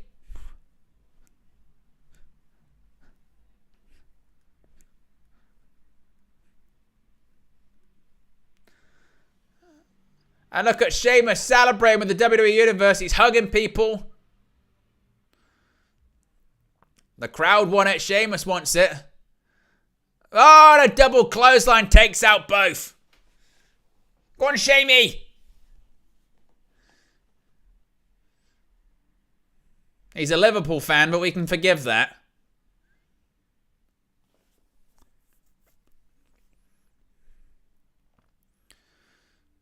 Sheamus getting back in the ring. And Kaiser just rolls out the opposite side of the ring.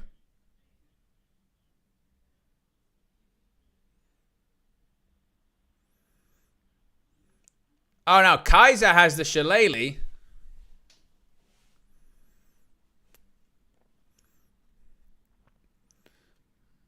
What's going on here? Oh, he swung the shillelagh. That didn't work.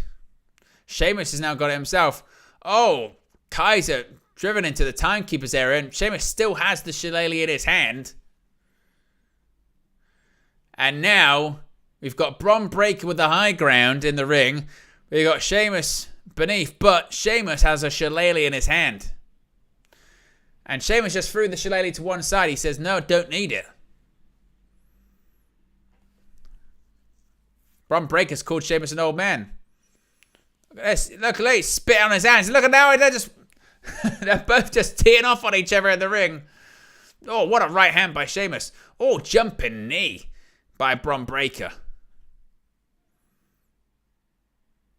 Uh-oh. Sheamus. Oh, just hung him up on the top rope.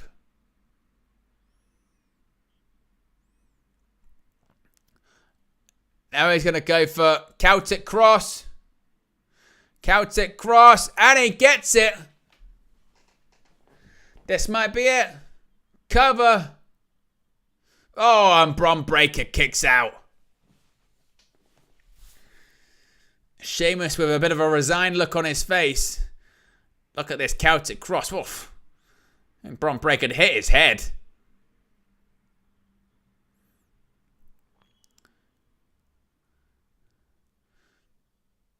Sheamus gets Breaker up on his shoulders.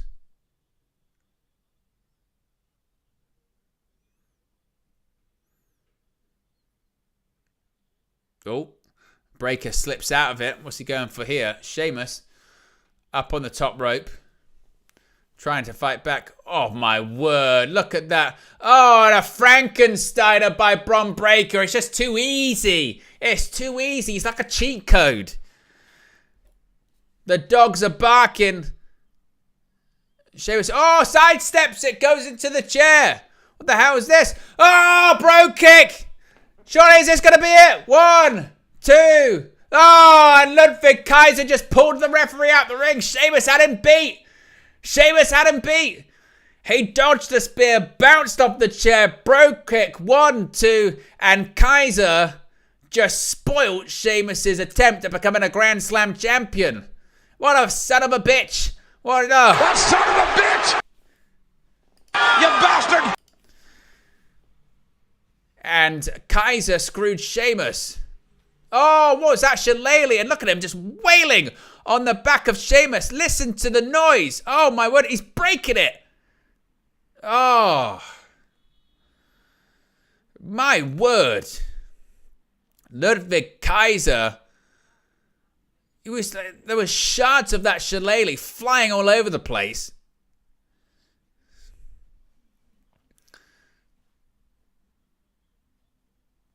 And look at Sheamus's back. Look at the welts. Oh, jumping knee by Sheamus. This might be it. 1, 2. Oh, and Kaiser kicks out. Ah, this crowd's going crazy as well. What a match. Match of the night so far. Easy. Call the sheriff. Wow, in this case, call the Mountie. These guys are stealing the show. This is what Sheamus does, though. This is what I'm saying. Sheamus matches are always good. His matches are just, let's beat the shit out of each other. That's psychology, isn't it? Sheamus gets people together. They get the agents together for the match because let's just kill each other. Let's just kill each other. Oh, he couldn't even go for bro kick. Oh, look at that by Kaiser.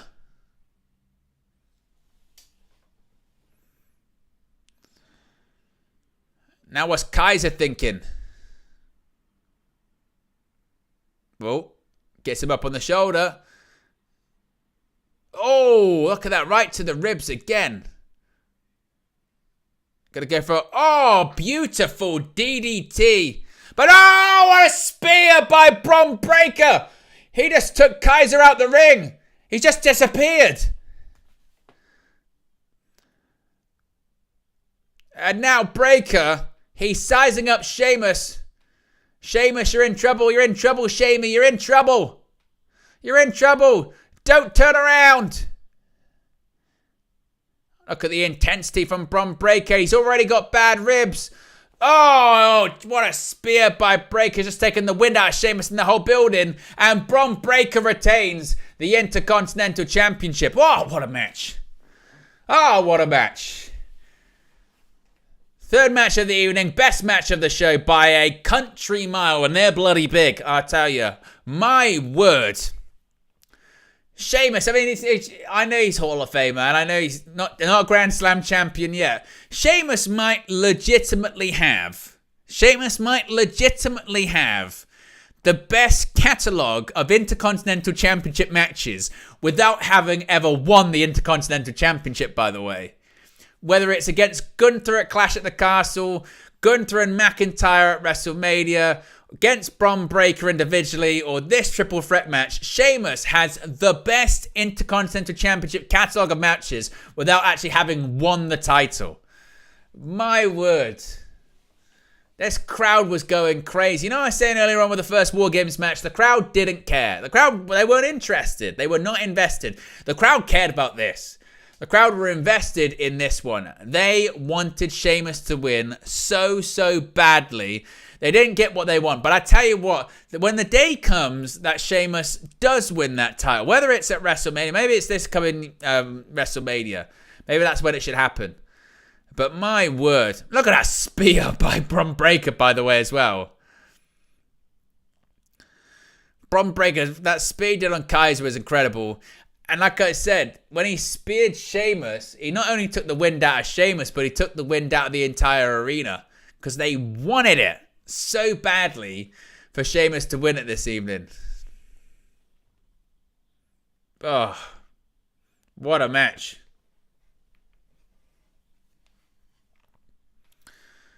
Bron Breakker still the Intercontinental Champion. Wow, follow that one. That was, I very much enjoyed that. When do you not enjoy Sheamus matches, though? Let's be honest. When don't you enjoy watching Sheamus beat the hell out of people? But I guess we're going to be getting more of that, because coming up next is the World Heavyweight Championship. That means Gunther's going to do the same thing, isn't it? Gunther's going to do the same thing and, chop the hell out of Damian Priest.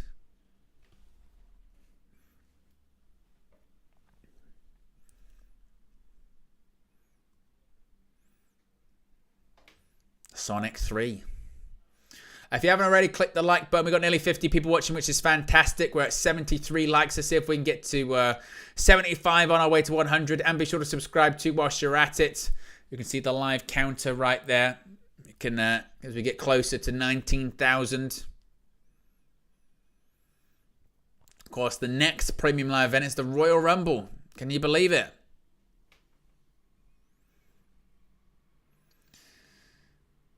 Before then, we do have Saturday night's main event, but it's not a PLE. And it will be the first PLE on Netflix as well. And John Cena will be in it. And it's in February. It's all change. All change for WWE. There is an NXT PLE coming up as well next weekend. NXT Deadline. With the Iron Survivor challenges. I think the best finish to the Iron Survivor, it's got to be last year with Trick Williams, wasn't it? The Iron Survivor challenge last year with Trick Williams getting all the wins in the last second was pretty impressive. Which is in Minneapolis next week. Ishmael says, "Oh, what time is it over there, Owen? It's currently 8 minutes to 1 in the morning. I'm going to be operating on limited sleep because Man United play quite early tomorrow. 1:30 p.m. kickoff our time. So that means I'm going to be live at 11:30.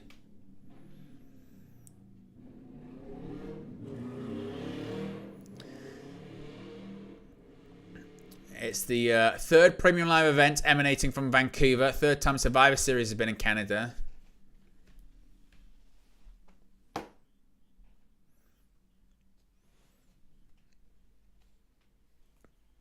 So, showing Black Sabbath, War Pigs. Of course, from the album Paranoid. Can't beat Black Sabbath.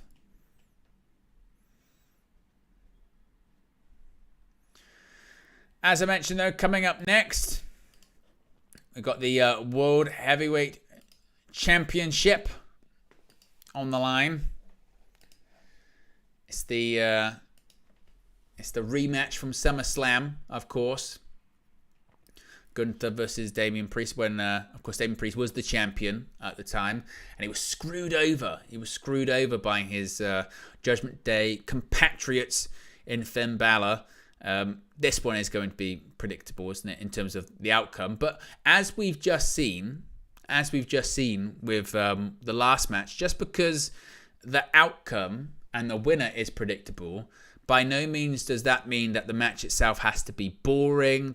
By no means does that mean that, you have to just sort of sit and wait for it to pass or anything like that. You can still have a predictable outcome, but you can still have a match that has the crowd invested and has the crowd excited as well.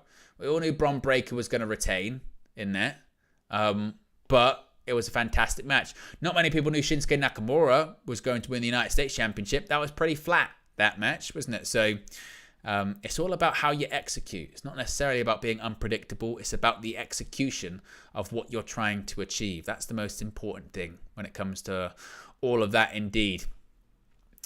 As the build-up for this one has been quite strange, because they basically tried to make Damian Priest as credible as possible, and they've done that by kind of, I would say, weakening Gunther, but they've kind of played him up as a bit of a coward, which, look, he's a heel, does it really matter? I guess not. But I'm surprised how much they've had him sort of back off Damian Priest, and had Damian Priest really get the upper hand. It's quite surprising, considering, again, that, you know, Gunther's coming off a loss at Crown Jewel as well to Cody Rhodes. That's why he's winning titles. There's just no way he's going to. There's just no way he's gonna lose the championship. You also have to remember too, Goldberg's having his retirement match next year, which most likely is going to probably be up against Gunther. Not that that's going to be a classic by any stretch of the imagination. I mean, that's the hilarious thing with Goldberg as well, isn't it? For all of that talk about Goldberg, you know, he's going to have his retirement match. I want this retirement match. His retirement match is going to be 5 minutes long. His retirement match is not going to be that long at all. He was doing 3-minute matches when he came back to WWE 7 years ago, let alone in 2025. When he comes back to do his retirement match. That might be 60 seconds long. Maybe at that point. It's just kind of madness, isn't it? So, yeah, Gunther's going to face off against Goldberg. But maybe that might be like the drama of it. It'd be like, oh, Goldberg. But how that match will go, by the way, when Gunther faces Goldberg, is like the last few Goldberg matches went. Yeah! Where it's like... Goldberg will hit a spear and a jackhammer. I don't even know if he can jackhammer Gunther, to be honest. He nearly killed The Undertaker and Bray Wyatt doing jackhammers. I'd rather he didn't. So he might spear Gunther and try jackhammer, and it'll be like, no way Goldberg's going to win. And then Gunther will kick out, and then he'll probably like hit a lariat and a powerbomb, and that'll be 1, 2, 3, and then that's it. And Goldberg disappears. That's probably what it will be. Yeah, it's madness. Big up Fat Four with another third super chat of the evening. Big up to you, man. Much appreciated. Says 1 a.m. Another super chat. I was up at 4 a.m. for the Man United vs Bodo Glimp game. Yep. That's the dedication, isn't it? It's the dedication of being a wrestling fan in the UK. But that's why whenever I get the opportunity to sort of shout out the international fan when it comes to Man United, I will always do it, because I get it. I mean, I think we're quite snobby and spoiled over here in the UK when it comes to Premier League games. We just like, oh, we can watch them, you know, when they're happening live in convenient times.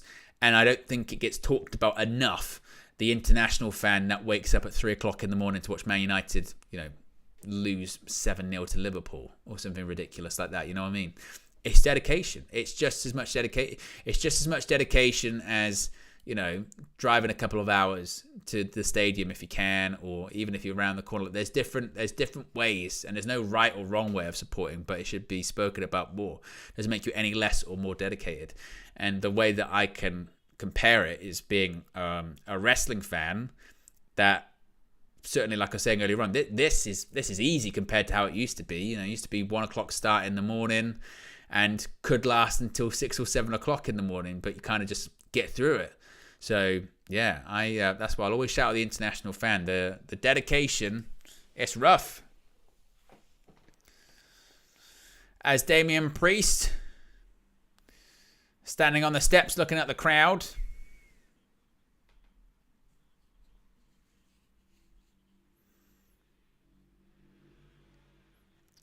Look at that, he was doing some big headbanging there, wasn't he?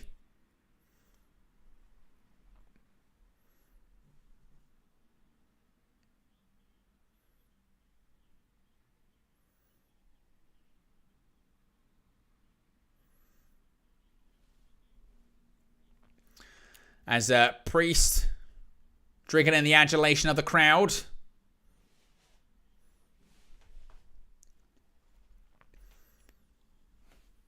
If you haven't already, click the like button.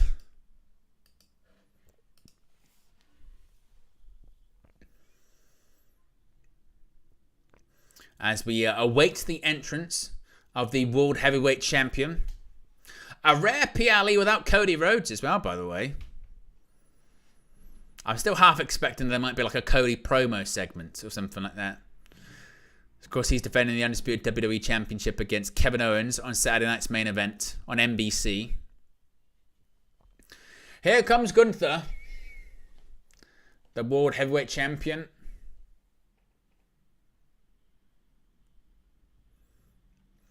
I don't know why people got their hands out. He's never gonna give you a high five, is he?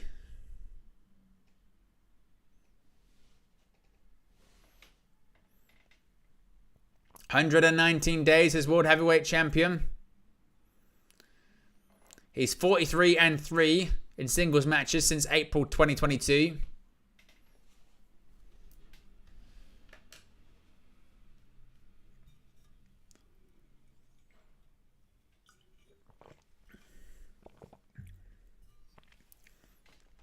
They're trying to play up that he has that he's rattled and he's lost confidence. Which isn't that like exactly the same story that they were trying to tell with LA Knight earlier on? You know, he's got confidence issues. He's got confidence. And Damian Priest has got a wry grin on his face. Pat Thor says, "I like that Priest was built up as a badass for this match, but didn't like Gunther portrayed as someone with doubts and confidence issues. It's not believable." Yeah, I agree. Team Nathan says, "Owen, why do they have the double ring? I've just tuned in. I'll tell you exactly why they've got the double ring, because it's WarGames!" Red Devil says, "Who's the third? Cody, Sami, and Ilya Dragunov in NXT."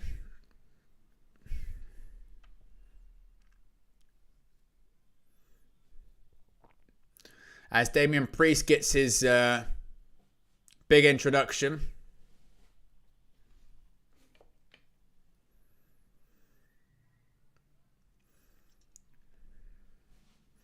The World Heavyweight Champion getting his introduction.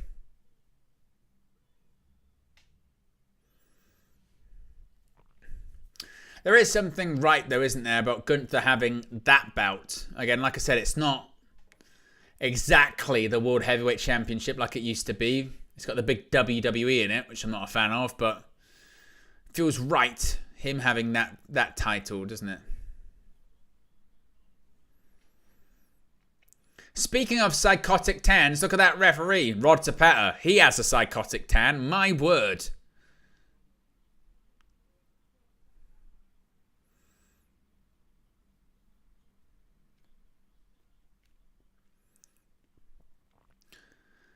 Bell rings, we are underway. World Heavyweight Championship on the line. Gunther against Damian Priest. Priest smiling. Gunther, doubts on his. That's the story they're telling. Gunther with doubts. Priest with confidence.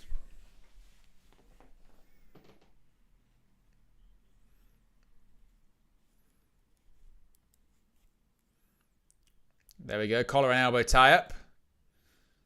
Version of a cravat by Gunther to start. Look at that. Beautiful. Nice arm drag by Damian Priest. Head scissors by Gunther. Some chain wrestling from the two big men to start this one. And another nice. Beautiful arm drag and a knee to the face. As Damian Priest has got an armbar in. Okay, nice bit of chain wrestling to start this one. Bit surprising. I went for a counter and still the armbar's locked in. And look at the placement of the foot. Just kind of cuts off the head. That's how Gunther has to get out. He has to push his head through. Gunther still on one knee. Oh, went for a right. Priest went for a kick and then Gunther gets out the ring. Says, nope, don't like it. Confidence, doubt. Very pensive world champion. He's not sure. He's not certain.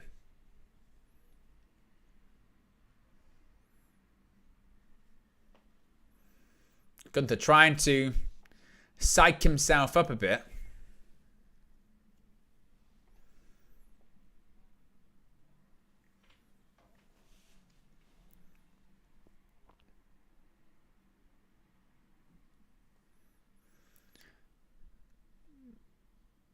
Both men back in the ring. And Priest went after Gunther, and Gunther actually backed into the corner. Once again, trying to sort of regain his composure. Just kind of figure out what's going on. Oh, a big kick to the gut. A clubbing blow across the back of the neck. Big forearms. And another one across the chest of Damian Priest.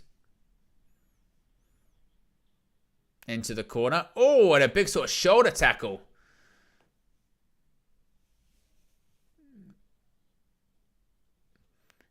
He sort of tweaked his shoulder, maybe his pec.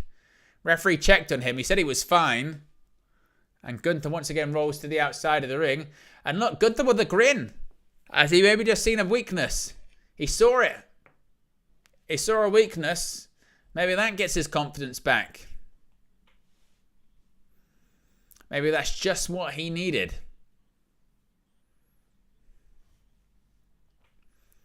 So Gunther gets in the ring.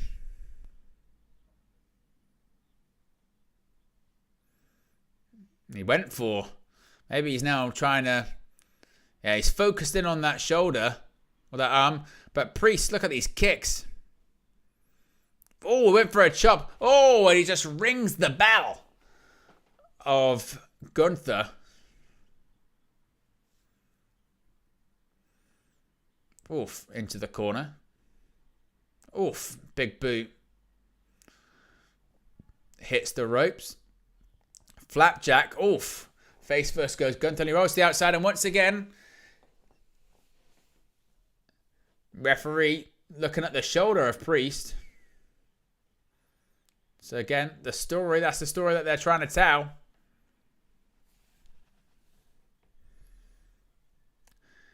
And looks like Gunther realizes. Oh, and he just kicked right across the arm. Does Gunther. He knew. He knew. Oh, and sends Damian Priest into the steel ring post of one of the rings. Gunther. Oh, Damian Priest goes flying into the barricade. And Damian Priest is really clutching that arm, isn't he?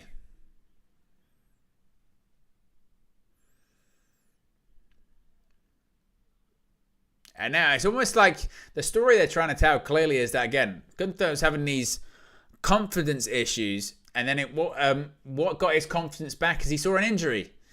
He saw a little chink in the armor. And he went, right, I feel better now.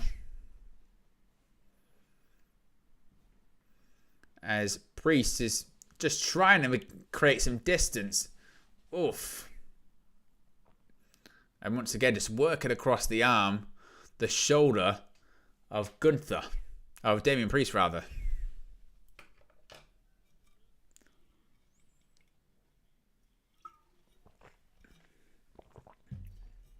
Priest having to do the big sow job.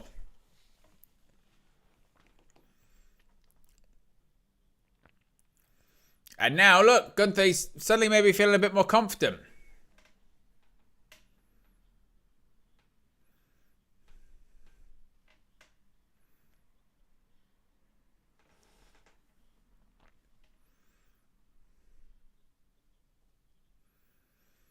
Oof.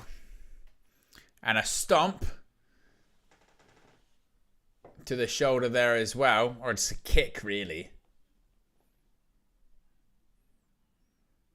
I think the referee asked Damian Priest if he gave up. He said no. Oof. Big forearm.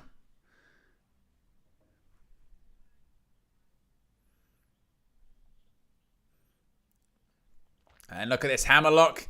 And now, these knees. He's actually he's got Damian Priest's arm trapped behind his back. And he's just kneeing it He's trying to break his arm, or at least, at the very least, pop his shoulder out of socket or something.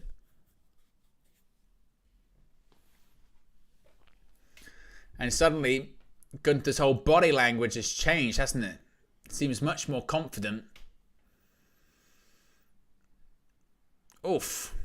Big shoulder tackle again.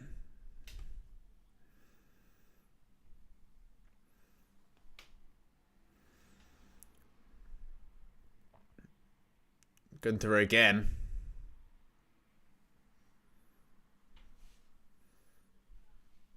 Just dissecting. Oh, and a big chop. The first one we've seen from Gunther. A big chop to Damian Priest. And now just... Oh, look at this. Look at his shoulder. Oh. Look at that submission. Look at that. It's brutal. Knee across the shoulder blades. Both arms pulled behind him. Look like they're about to pop out. Ugh. Looks absolutely grotesque, doesn't it? To say the very least. Priest gets back up. And he's trying to use the other arm. Oh, and a big chop by Gunther again.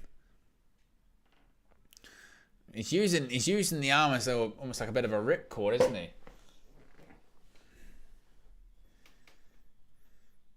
Club and grow across the back.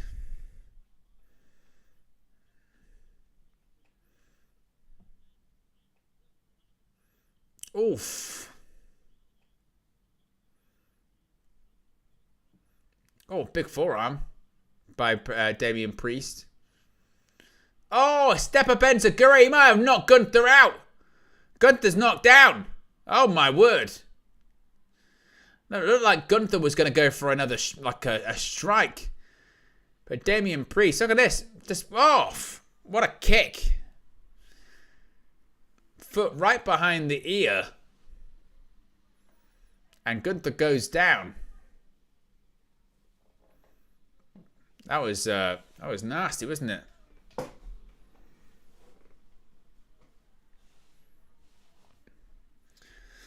Damian Priest trying to fire up. Oof. Again, these big forearms. Ducks under. What's Gunther going for here? Oh. Snaps out. Oh, look at these open hand chops. Oh, big forearm. Gunther goes down. Damian Priest may be rallying here. Big splash in the corner. Oh, a version of a flatliner.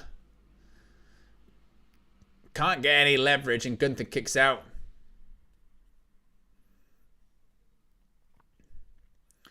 Look at this. Did use a flatliner. He lands on the shoulder, and as he did it, he was feeling how sore his shoulder was, wasn't he, Damian Priest there?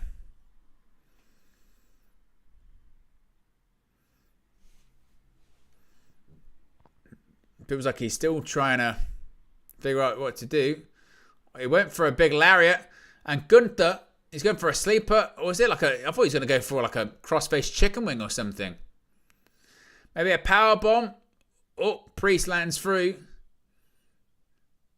No way is he going to try a razor's edge. Can he even do it? I don't think he can.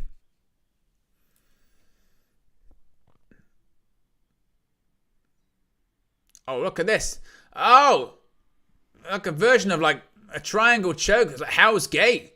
Version of the Undertaker's Hell's Gate. Look at that.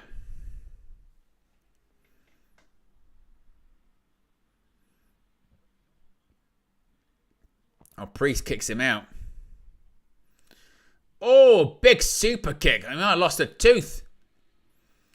And now Priest, is he gonna maybe try and go for a razor's edge? No way. Can he get him up?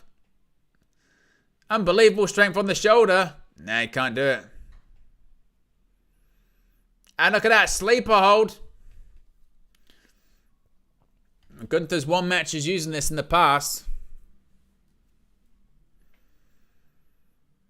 Now Gunther maybe he's going to go for a powerbomb, perhaps. Powerbomb. Oh, and he did it. Stacks him up. Oh, and Damian Priest kicks out. Look at the welts on Gunther's chest. Look at this powerbomb. Oof, his head just like ricocheted off the canvas. And the referee just got asked, is Damian Priest okay?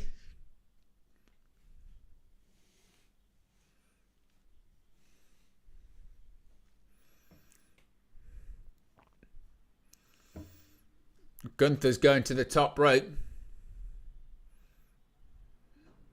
Oh, Priest with a big right hand.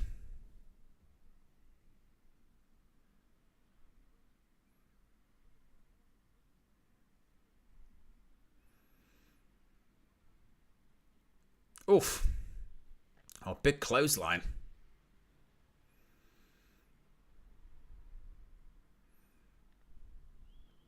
Priest going to the top. Oh, he's going to go over. Oh, Frankenstein over his own. We saw one from Bron Breakker. Now we've seen one from Damian Priest. Priest. Gunther on top. There you go. Razor's Edge. 2.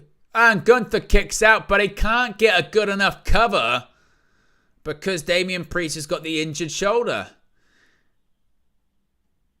Everything went into hitting the Razor's Edge as opposed to the actual cover. It allows Gunther to be able to roll up the shoulder. And still somehow this one carries on.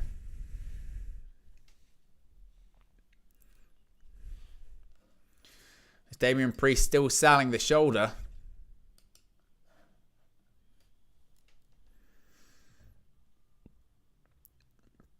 The straps come down. Maybe he's going to go for South of Heaven. His version of a choke slam. Oh. Priest once again utilizing the battle. Oh. Uh-oh. South of Heaven. Guess what? He's just responded. Oh, no. He can't do it. Gunther. He was going for... Oh, look. A Kimura. Look at that. A version of a Kimura. Priest, he may have no choice but to tap out. And look at this. He's stomping on his arm.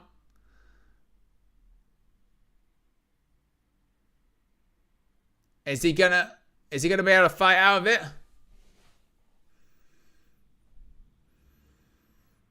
Priest is trying to fight back. He can only get to the bottom rope. If he can get there, he can break the hold. And he gets there. Damian Priest manages to survive.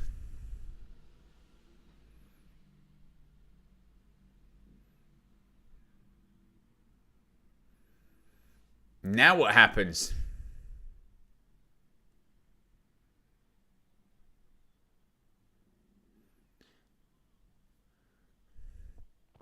Gunther, he's got that look of now, what do I do?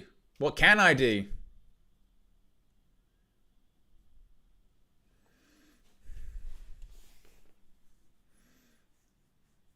Gunther's looking frustrated, angry.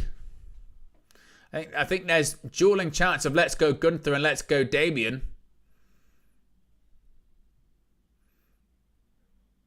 Oh, that's just a big clothesline.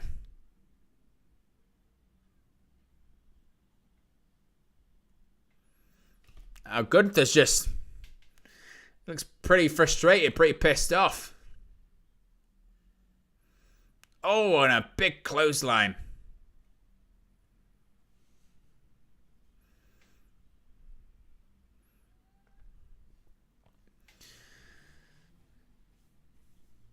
Feels like Priest is just trying to stay in it. Oh, ducks the clothesline. Oh, a big lariat of his own by Damian Priest. Gunther's still down. Priest.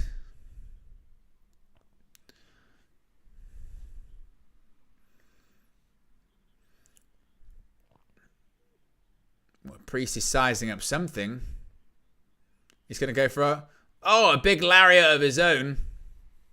The set out clothesline cover. Oh, and Gunther kicks out.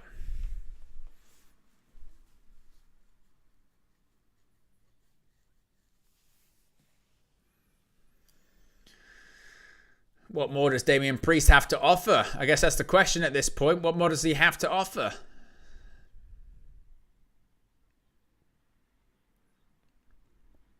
Priest gonna go to the top. Oh, Gunther just hangs Damian Priest up there. Oh, what a big chop across the chest. My word. Uh-oh. Priest has got him by the throat. Oh, I was going to go for South of Heaven from the top rope or something like that.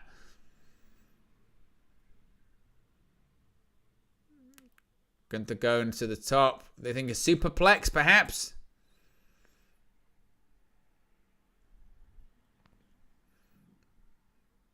Oh, well, what happened there?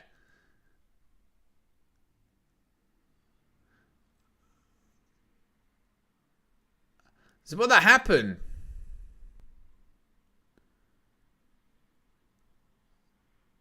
So Gunther fell off the top rope.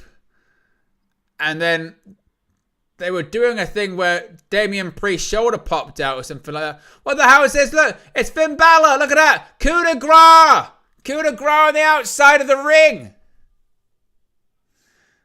The hell is going on? Referee didn't see it. He now sees that Finn Balor's there. Oh, Gunther just kicked his head off. But he's already got Finn Balor's out. It doesn't matter if he wants it or not. He's got it. Gunther back in the ring. And he's going to go for a power bomb. And Finn Balor again has cost him. And look at these. Look at these elbows.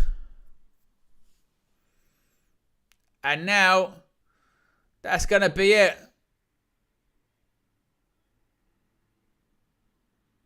Priest. And now he's out. He's passed out. And that's going to be it. And the referee rings the bell and Gunther retains. So once again, Finn Balor has cost Damian Priest the World Heavyweight Championship, just like he did at SummerSlam.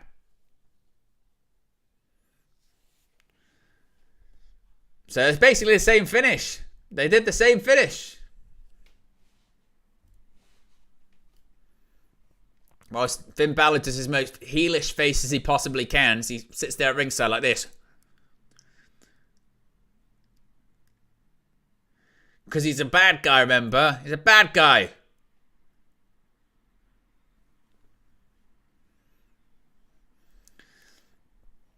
I'm sure Gunther then got his confidence back by having someone else basically win the match for him. If that's the story that they were trying to tell. Well, still so far the match of the evening is the Intercontinental Championship Triple Threat match.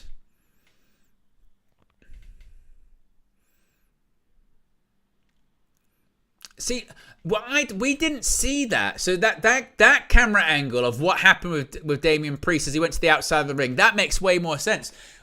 We didn't see. All we saw is Gunther come off the top rope. We didn't see Damian Priest get his shoulder, because that's a really good spot actually. A really good spot is, Gunther goes down, Priest catches it on the top rope, and then he's like, "Oh, my shoulder's out."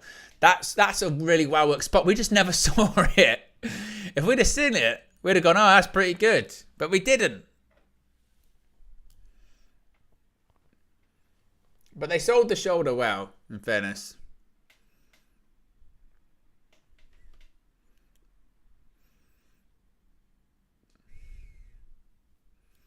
But Gunther retains, still the World Heavyweight Champion. Which means we have, folks, only one more match left. That's what we have. Just the one. Just one more match remains. And it is the main event. It's the match everyone's really probably tuning in for, isn't it? Which is the men's WarGames match. The star-studded OG Bloodline versus New Bloodline.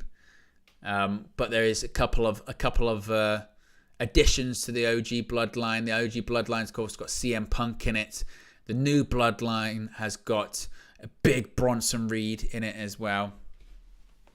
So, yes, there is a lot of excitement about this match. I'm just seeing an advert for Saturday night's main event. Saturday night's main event, Saturday, December 14th. 2 weeks from today.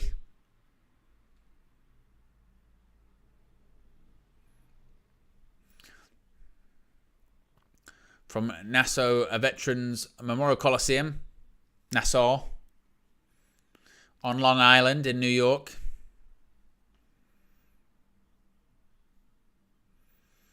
The Women's United States Championship Tournament is going to be at Saturday night's main event, as well as the undisputed WWE Championship match.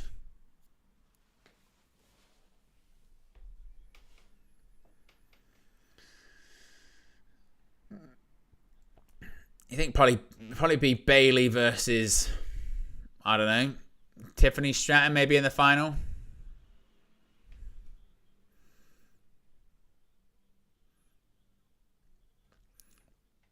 The undisputed WWE Championship, Cody Rhodes versus Kevin Owens.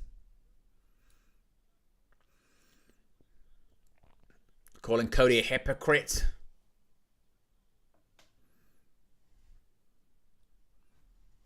I'm really interested to see what the viewership number is for that, because of course it's on NBC, network television.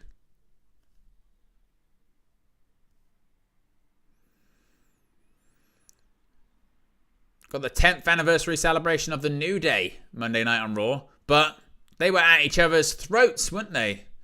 Monday night. Maybe Big E will return at that point.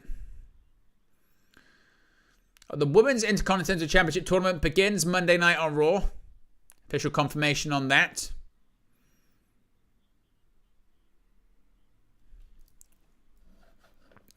Of course, still the main event on the horizon. We'll have our post show after that as well.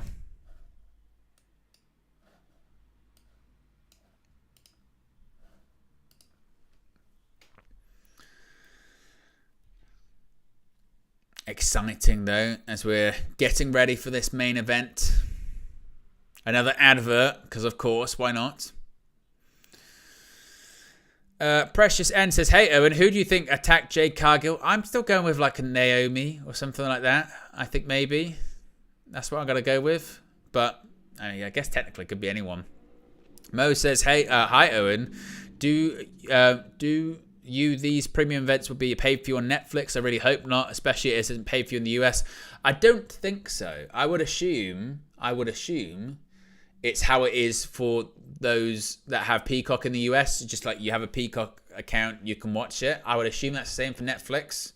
Can't rule it out, because of course when AEW goes to Max next year, the pay-per-views are going to be at a discounted rate, which is the same thing from what I understand that UFC has with ESPN in the US, where they're discounted but you still have to pay for them. I hope not, but because I think the whole point of having them on a Netflix or having them on a Peacock is to have them as big a audience as possible.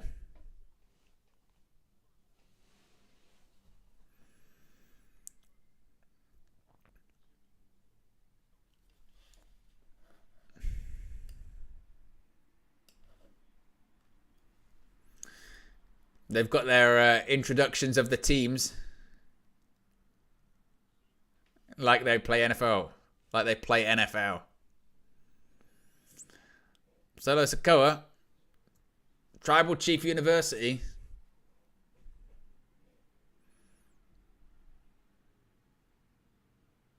Hey, love Solo.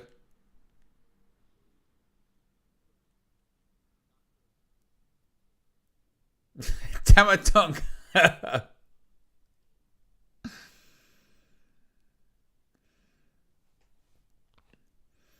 Big Bronson Reed. Tsunami State.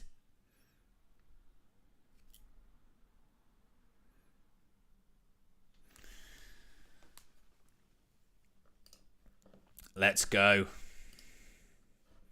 It's the match certainly everyone's tuned in for. No doubt about that, isn't it? Time for War Games.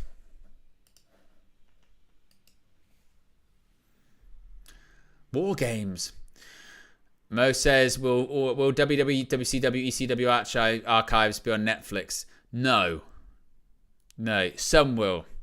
They've described it as the way they described it is, what was it, limited or select archival footage will be on Netflix. So it's not going to be like it was for the WWE Network, where pretty much everything's on there. I mean, again, because I don't have Peacock. We don't have it over here, but we weren't really aware of that sort of transitional process. From what I understand, that transitional process actually took a lot of time in getting stuff on Peacock, which obviously wasn't the case for us over here. So yeah, just a bit.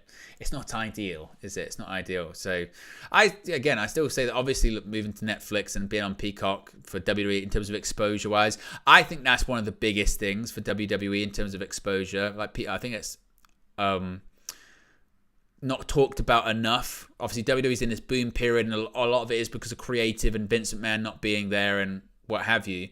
But another part of it is the exposure that WWE gets from being on Peacock and being on Netflix is massive, absolutely massive.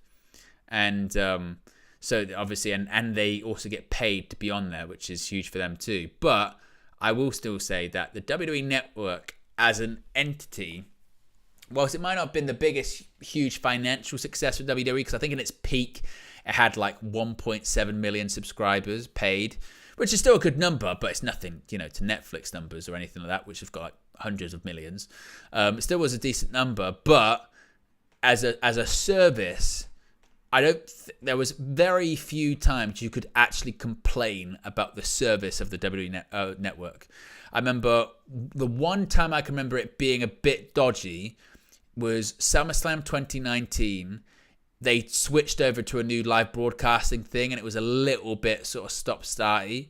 But apart from that, like, it was good.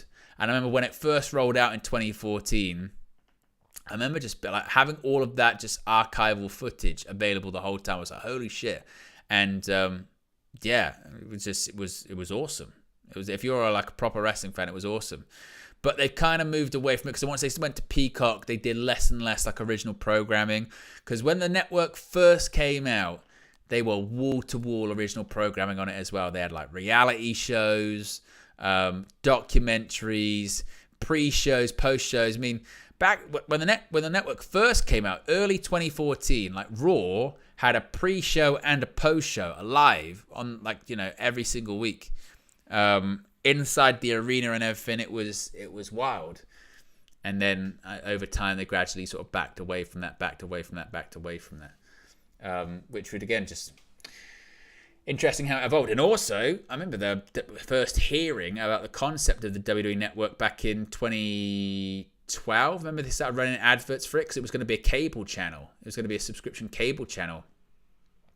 Because the Legends House, the one seasons of Legends House, which is so sad to watch now because a lot of them are dead. But the Legends House reality series they did, that was shot like a long time before it ever ended up on the network. And that, again, that's worth a watch. Because again, I don't know if that's going to Netflix either. But here we go. The match beyond.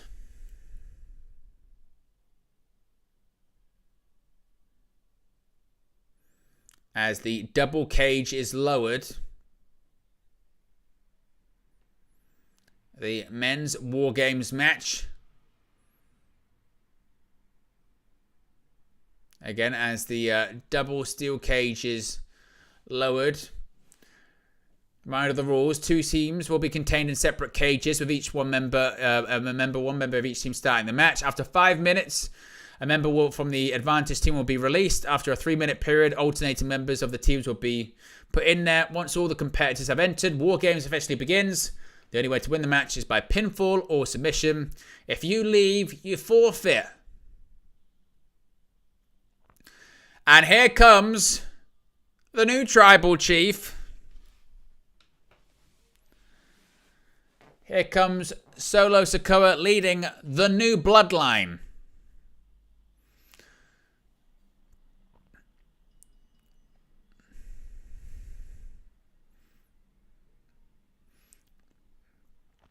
There's Solo Sikoa, Tama Tonga Loa, Jacob Fatu, Big Bronson Reed. But Bronson Reed really fits into the Bloodline, doesn't he?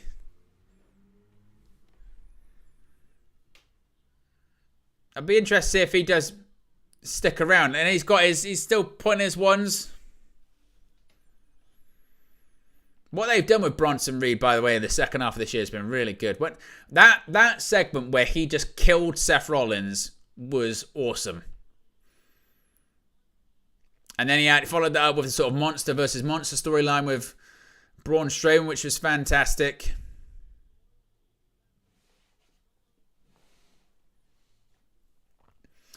And Tama Tonga is going to be starting for the new Bloodline.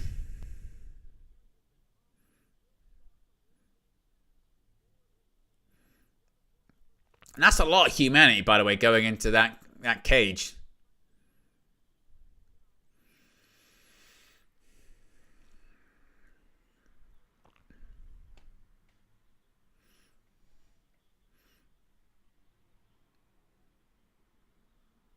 Got the entire new Bloodline locked.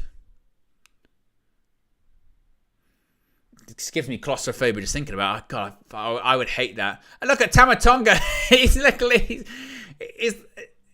a spider. Look at him.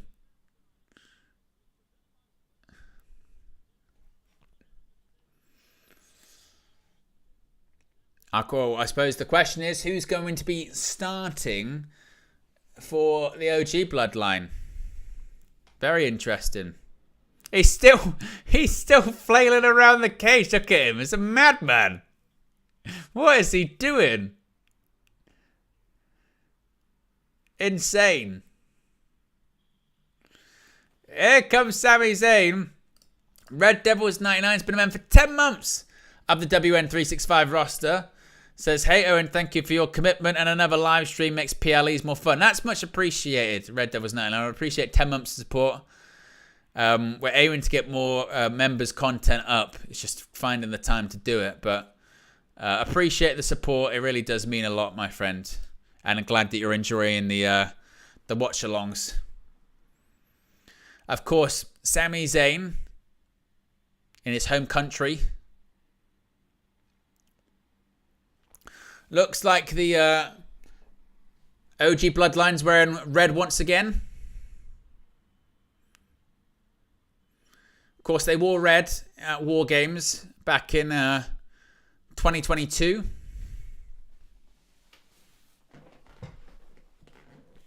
Whereas the new Bloodline, they're wearing black.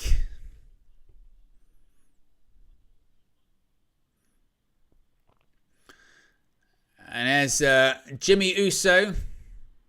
He's in red too. Although he usually wears red. I mean, it's basically NWO Hollywood versus NWO Wolfpack, isn't it? You've got the black and white of the new Bloodline, NWO Hollywood. And you've got the red of NWO Wolfpack. That's what we've got going on at the moment, isn't it?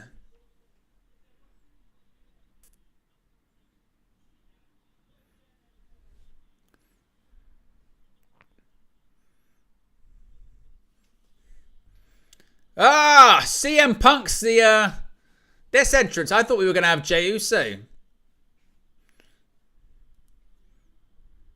Is CM Punk going to be in red? Or is he going to be in a different colour?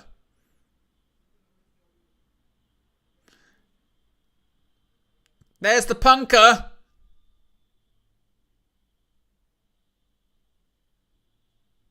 Oh, he just pie-faced Bronson Reed.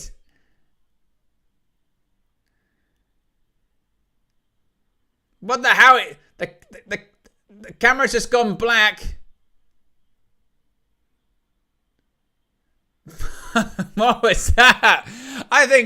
I'm pretty sure Someone, I think, probably threw a middle finger or something. Because, yeah, that was mad.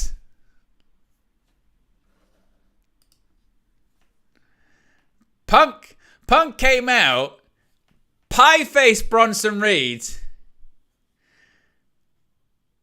and I think someone flipped someone off or swore or something because the screen went black. I don't know what the fuck that was. That was mad. Let me refresh. I tell you what's so bad. If you've watched any of the United View streams recently, you would have heard me say about this. It's this fucking YouTube backend is so bad, honestly. There you go. That's what happens. If you see like this getting jittery, it's because the YouTube backend don't work. The YouTube backend, honestly, it crashes so much. Here comes Roman Reigns.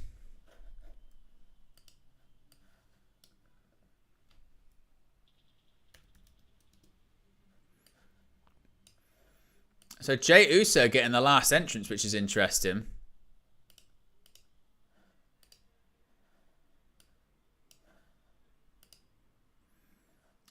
Roman Reigns pointing the ones to the sky.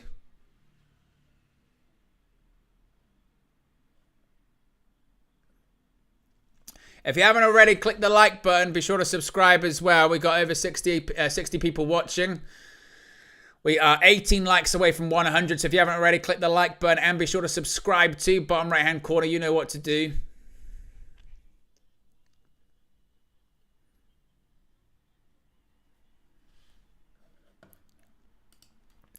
But Jey, look at this. Jey Uso getting the final entrance.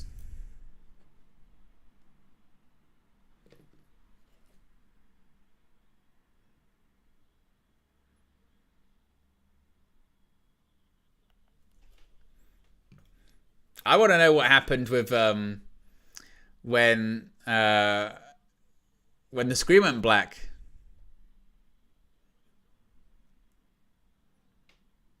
Very interesting. Reigns, Sami Zayn, and Jimmy Uso stepping in. Roman Reigns arrives, which means acknowledge me.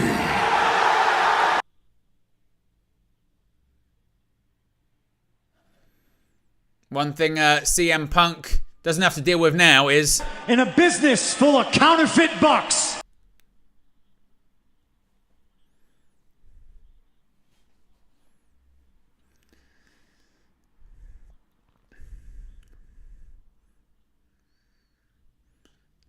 Look at Roman Reigns giving the side eye to CM Punk. My word. Here comes Jey.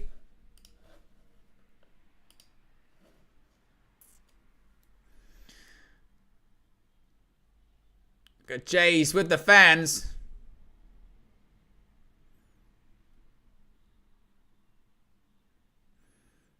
He has to be careful he's not blown up by the time he gets to the ring, isn't he? He's going to be exhausted.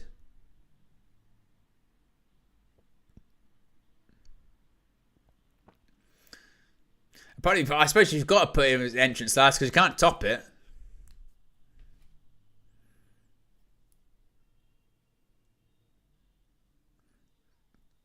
I mean, the growth of him as well is unbelievable, isn't it?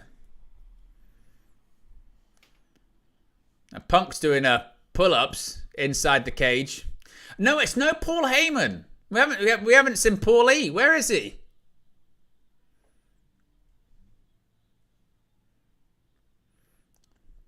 We haven't seen Heyman, which is interesting. Look at Jacob Fatu's face.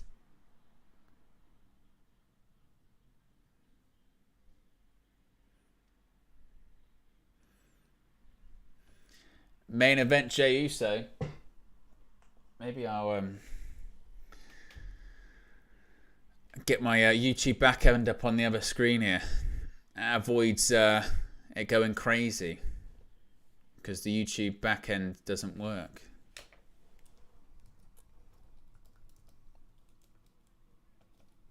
how mad it is that you've got to have basically a separate machine to open the YouTube backend because it doesn't work.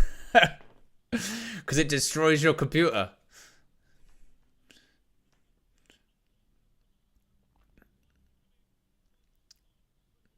Jey Uso on top of the cage.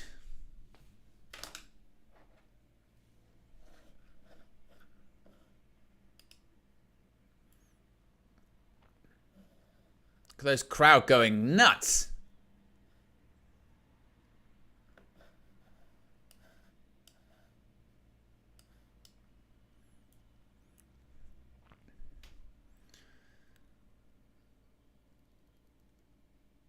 It's such an odd pairing, isn't it? CM Punk with Roman Reigns, Sami Zayn, and Jimmy Uso.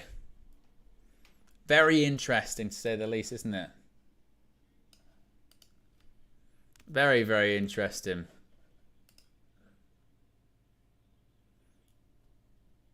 And still, Tama Tonga's still leaning. Tama Tonga's still perched in his weird position.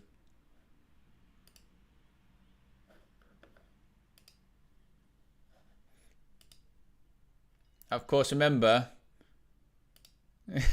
Michael Cole went no bow.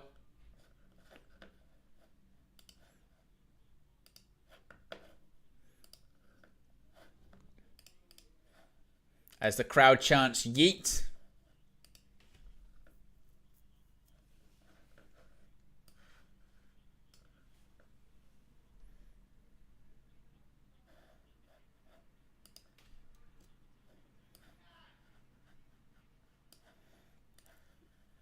Bell rings. We are underway.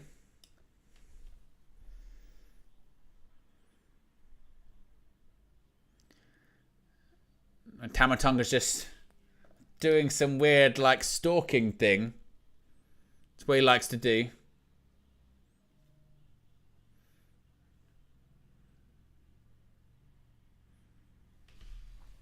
Crowd are chanting OTC for Roman Reigns. Is that not working?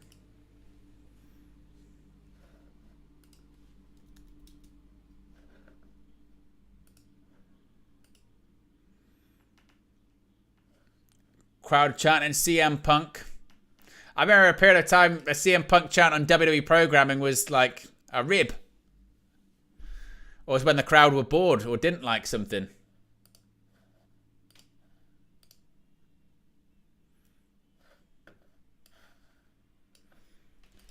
Crowd chanting Ole for Sami Zayn as well.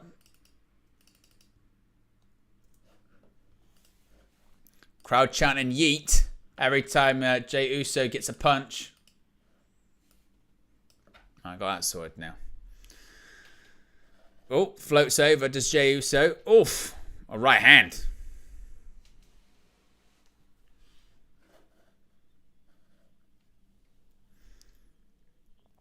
Oof. Step up enziguri by Jey Uso. Spins. Oof.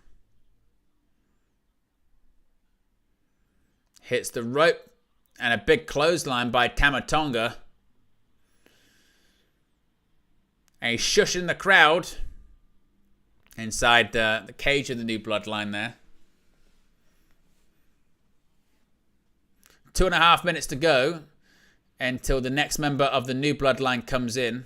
Oh, look at that. Alligator roll into a suplex. That was beautiful by Tama Tonga.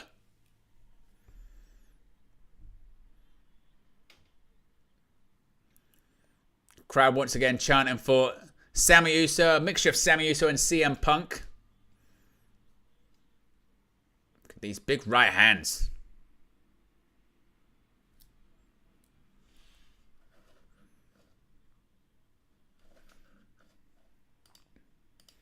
Chants of Sami Uso as well.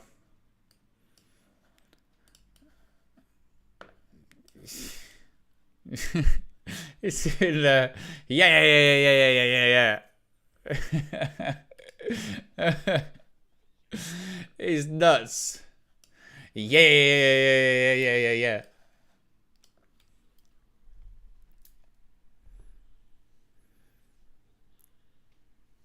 Big right hand. Oh, reversal. Oh, Jey Uso goes into the corner.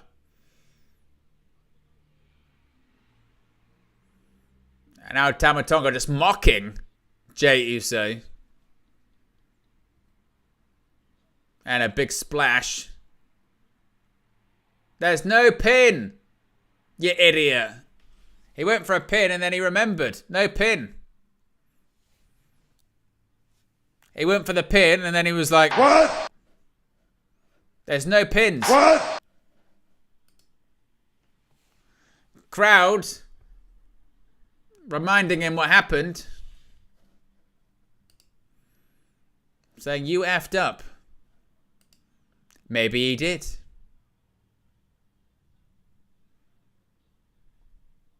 Went for a sliding clothesline, missed. Step up, Enziguri.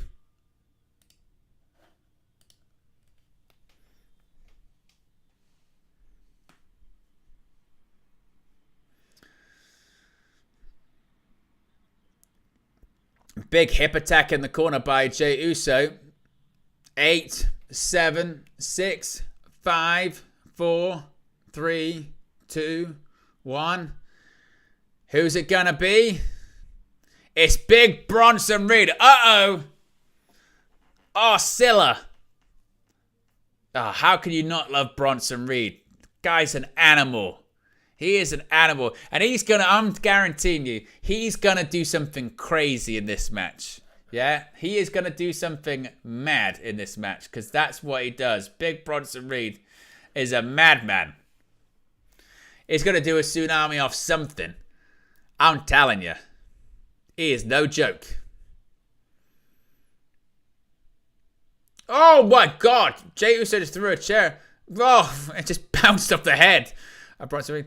And now he's just swatting them away. Look at him like he is Godzilla. He is Ozilla. Yeet with the right hands. Oh, it just squashed him. Squashed him like a bug. And Reed shaking the cage. How can you not like Bronson Reed, man? He is so great to watch. The things he does at his size just shouldn't be possible, but somehow they are. Oof.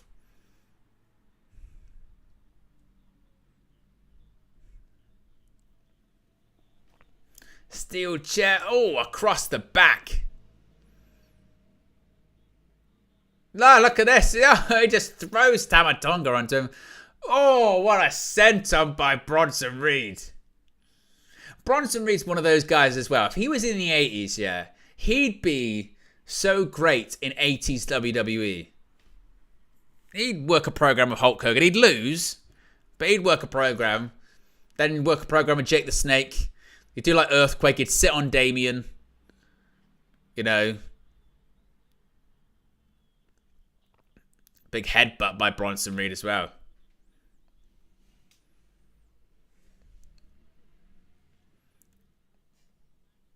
And right hands and kicks by Tama Tonga.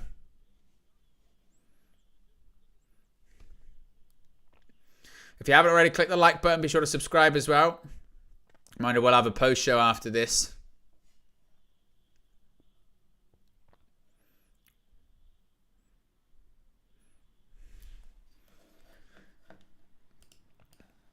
Was we getting a Jimmy Uso chant? Really? A Jimmy Uso chant. Who would have thought you'd have ever heard of that?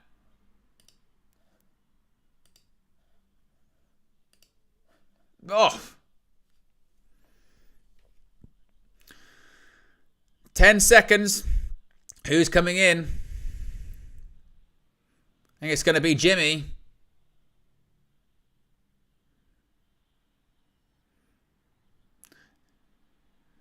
It's Jimmy Uso. Makes his way to the ring.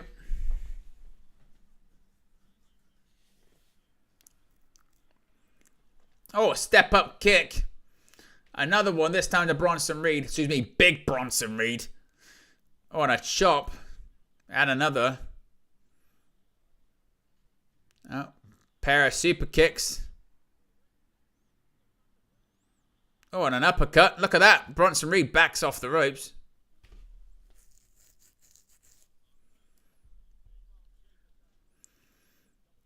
Irish whip. Oh, boot.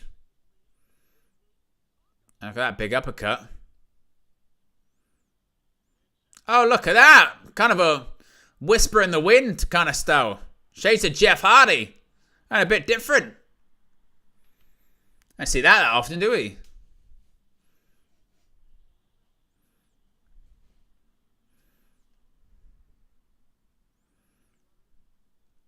He's pulling Jey Uso back to his feet.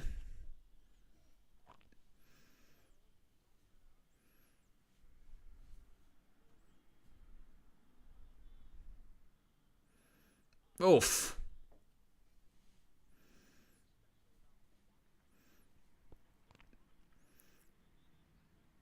Oh, big chop. Uso splash in the corner by Jey Uso. 90 seconds remain until a new member of the new Bloodline enters the fold.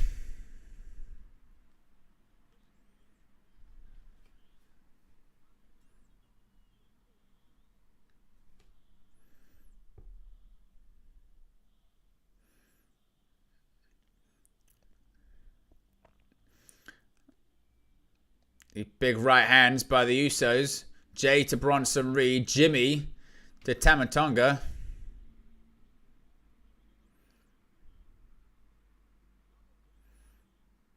And a big uppercut sends Bronson Reed back into the corner.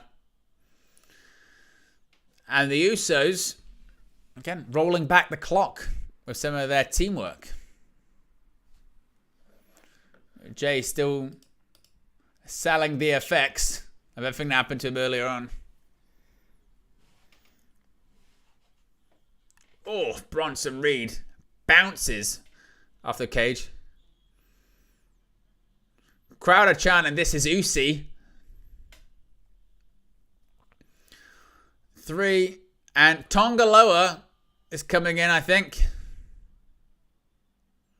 Uh-oh. No. Solo Sikoa says no. Uh-oh. Jacob Fatu, the Samoan werewolf, is about to enter WarGames. This might be a problem. He loves Solo, and he's marching towards the ring, and this is going to be a big, big problem, I think, for the rest of the OG Bloodline. This might not be good. Oh, dear. The Usos going after Jacob Fatu. Oh my God. Just threw Jimmy Uso over the top rope. That looked like a nasty landing. Oh, a Samoan drop. Oh, and he just kipped up like nothing happened. Oh, what an elbow. By Jacob Fatu. Oh, just squishes Jimmy Uso against the cage and bounces his head off the cage too. And a big headbutt by Jacob Fatu as well. Oof.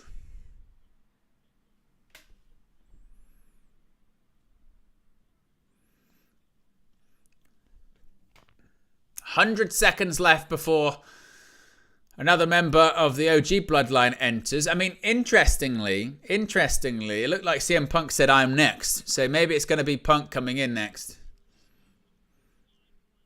Oh, look at that. Handstring. Oh, into a moonsault by Jacob Fatu. It's just insane. By Jacob Fatu. He did a handspring into a moonsault. He's like close to 300 pounds. What an absolute freak Jacob Fatu is.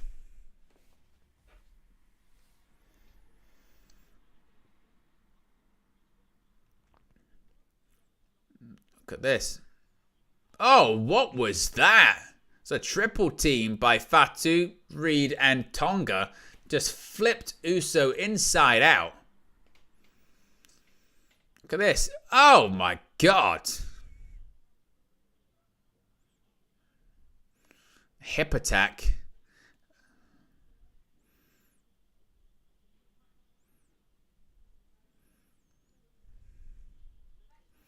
And 9, 8, 7, 6, 5, 4, 3, 2, 1. Who's it gonna be? Who's it gonna be? Oh, look.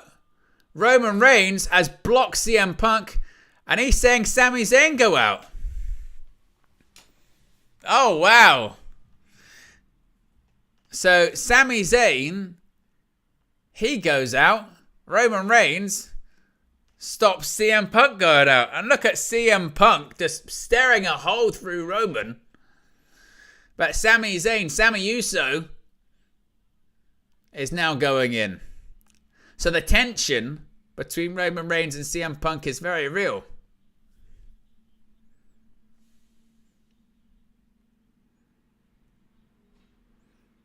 Oh, big clothesline.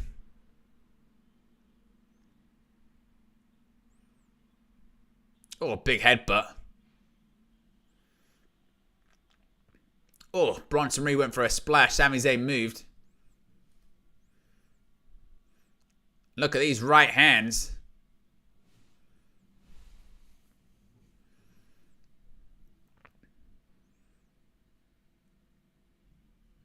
Bronson Reed manages to sort of slip under. And look at those stamps by Sami Zayn across the chest of Bronson Reed. And Punk, he's given Roman Reigns the sideline. Oh, he caught by Jacob Fatu. What's he thinking here? Oh, super kick by Jimmy Uso to Jacob Fatu. Sent him down.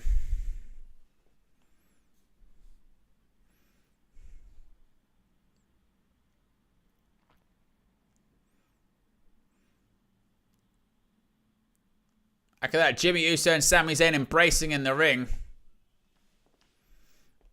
That's when he was caught by Jacob Fatu. Look at that big super kick by Jimmy Uso.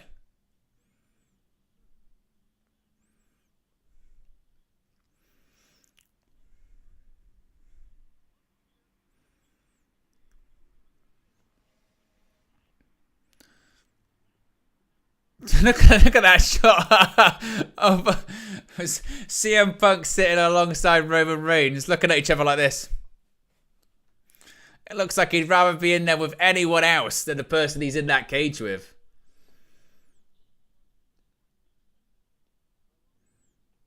My word. Listen to the sound of Bronson Reed's right hands. Well, I know he's coming next from the OG, from the new Bloodline rather. It's going to be Tonga Loa. Tonga Loa is going to be the one to come in. Maybe we're going to get some kung fu from Tonga Loa. Here he comes. The greatest professional wrestler to ever lace them up. Tonga Loa.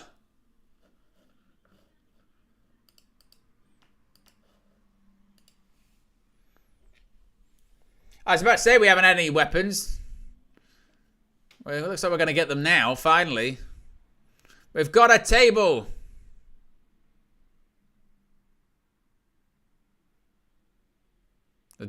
The door shut on him.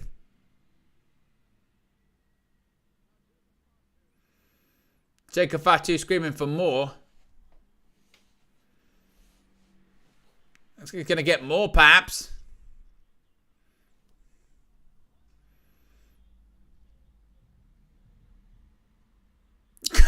Jacob Fatu just cussing out a storm. I just heard him start screaming. Did Jacob Fatu just start screaming, fuck him? Oh, man.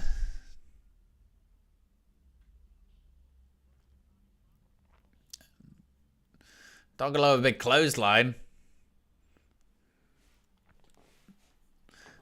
Jacob Fatu just throwing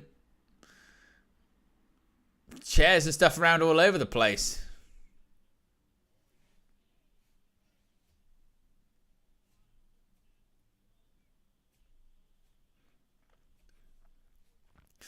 Well, it's going to be CM Punk next, surely. And Punk just looking at Roman Reigns.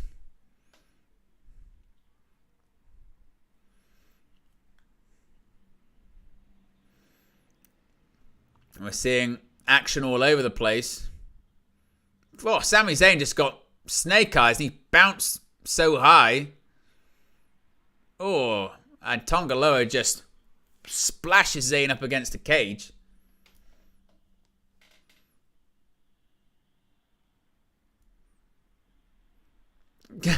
Jacob Fatu telling the camera to get out of the way. Oh my god. Look at the guy's face. My word.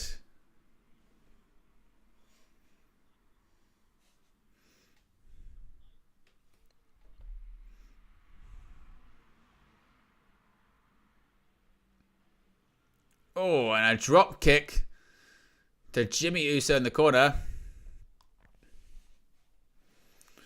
15 seconds left.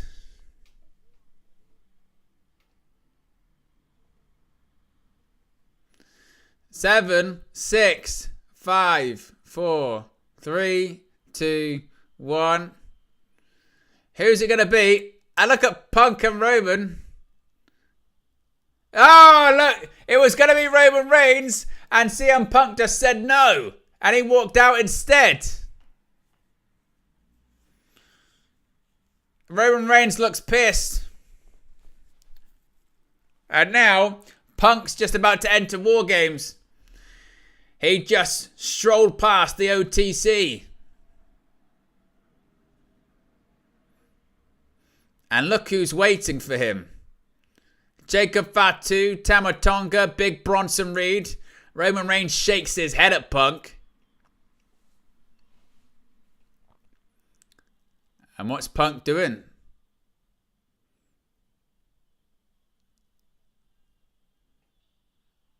He's going under. Oh, he's got his toolbox. It's the same toolbox he used on Drew McIntyre.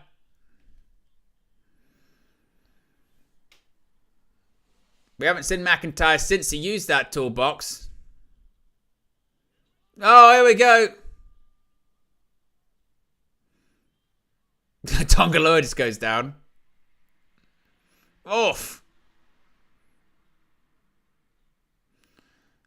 Using the toolbox over and over and over again.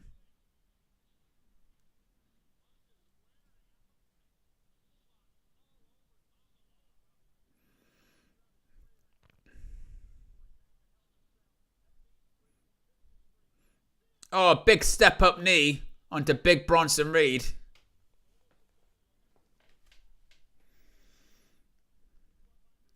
Oof. And another step up knee to Jacob Fatu. Oh, Bulldog. Oh, but look at Jacob Fatu. He just got back up.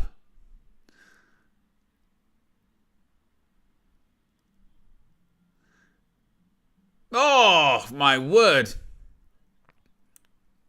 Oh, and a push-up, step-up Samoan drop by Jacob Fatu. He is the ultimate cheat code, is he not? For the new Bloodline.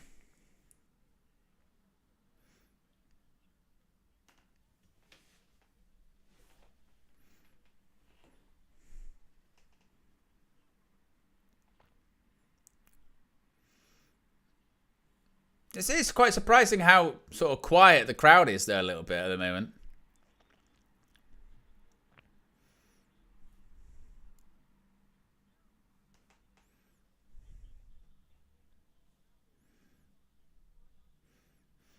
Four, 3, 2, 1.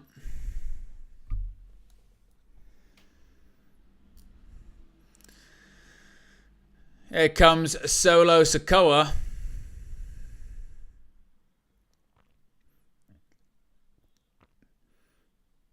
And look him staring down Roman Reigns. He just said to Roman, I'll show you what the tribal chief does. And 3 minutes until Roman Reigns gets involved in this match.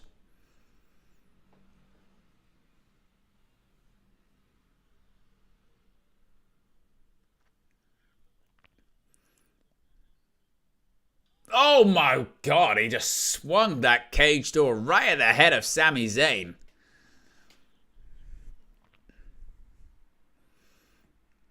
This one, Jey Uso, oof. And now he's going to do it to Jimmy Uso, oof.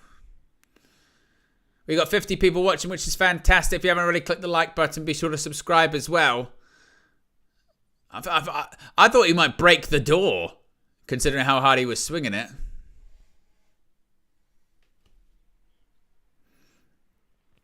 A spinning solo right on the prime to Sami Zayn. Spine on the prime. Oh, wow, look at that.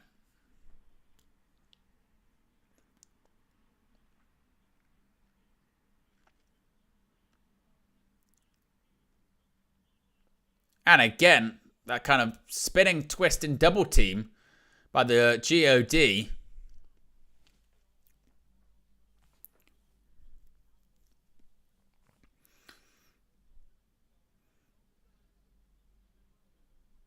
Oh, look at this. Oh, that moonsault by Jacob Fatu. He's just mad. He's just... Oh, no! Get ready! First one of the evening. First one of the... Tsunami! Oh.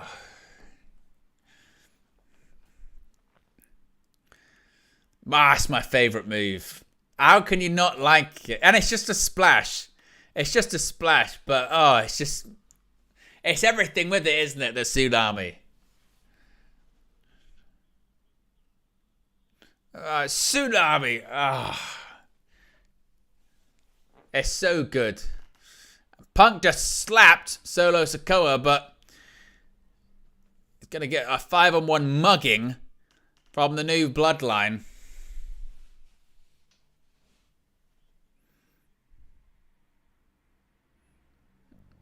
Look at Roman Reigns just watching on.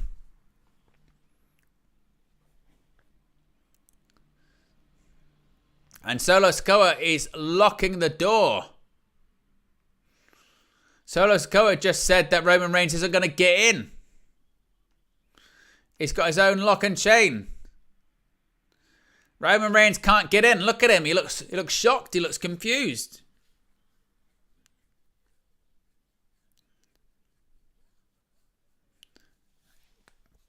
Ten seconds remain. 7, 6, 5, 4, 3, 2, 1. Well, this is Roman Reigns. How is he going to get in there? That's the question.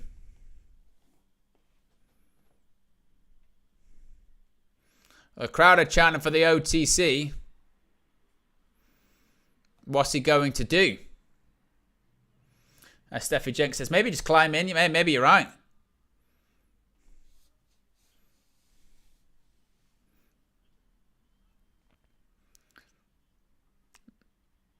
I mean, I wonder if Punk's got bolt cutters in his toolbox. How's he going to get in?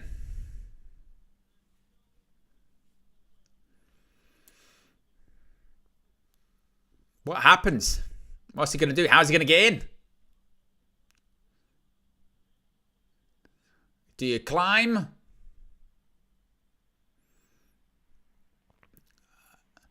I guess Reigns has to climb. Roman Reigns scaling the cage is going to be met by Tama Tonga and Tonga Loa. He's now at the top. Big Bronson Reed's going to meet him there. Oh, just... Oh! Right in the testicles. Now, Roman Reigns, he's in. Oh, he just kicks Jacob Fatu's head. And Solo Sikoa climbs to the top rope. Oh!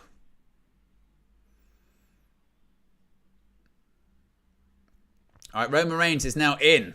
So that whole being locked out didn't really work that well, did it? Uh-oh, they're all there. Oh, and a big cross body to everyone. The new bloodline is down. Look at this. They're all feeding to Roman Reigns.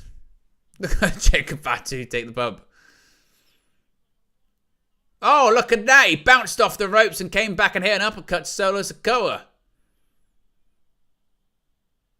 That was very cinematic, that look, wasn't it, by Roman Reigns? My goodness. As the crowd chant for the OTC.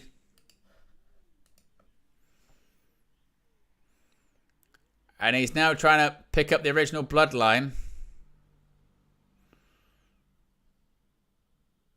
He doesn't pick up CM Punk. Picks up Sami. Doesn't pick up Phil.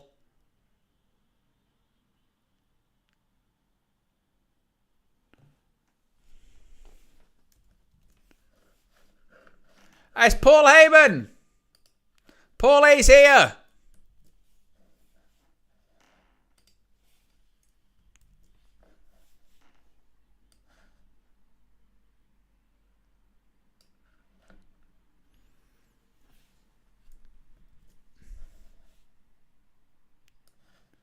Heyman screaming, "This is WarGames."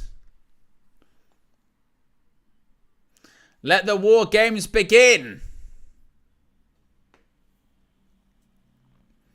Here we go.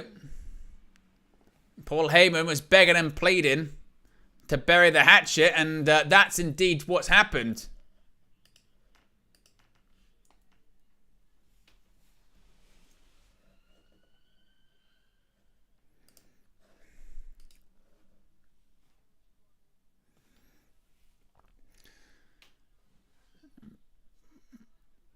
And here we go. The new bloodline and the OG bloodline face off. And here we go. You've got Jimmy Uso with Tonga Loa. You've got Punk with Jacob Fatu. You've got Reigns of Solo Sikoa. You've got Jey Uso with Big Bronson Reed. Sami Zayn with Tama Tonga. Crowd are chanting for CM Punk. Sami Zayn. Look at that big tornado DDT to Big Bronson Reed.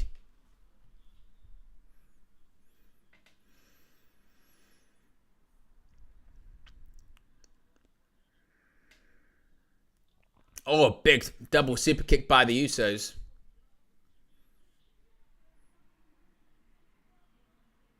Crowd are chanting FU Solo. Maybe we're going to get a double Uso splash. Uso splash.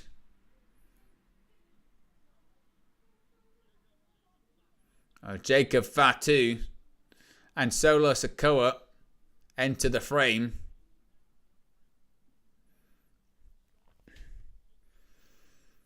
As Chris says in the chat, yes, it's now pinfall submission wins the match. We've got over 50 people watching. If you haven't already, click the like button. We're only 13 likes away from 100 likes. Be sure to subscribe as well whilst you're at it.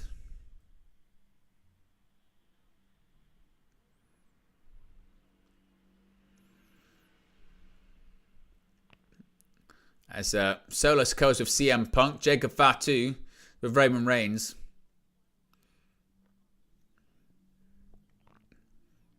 They're the four in the ring on the right. The rest are in the ring on the left, all down.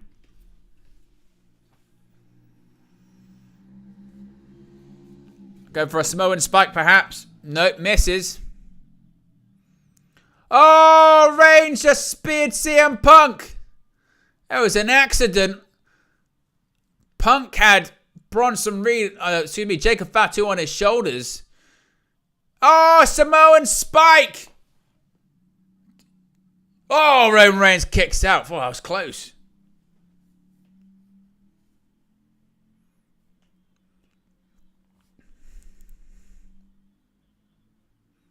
Take a look at this.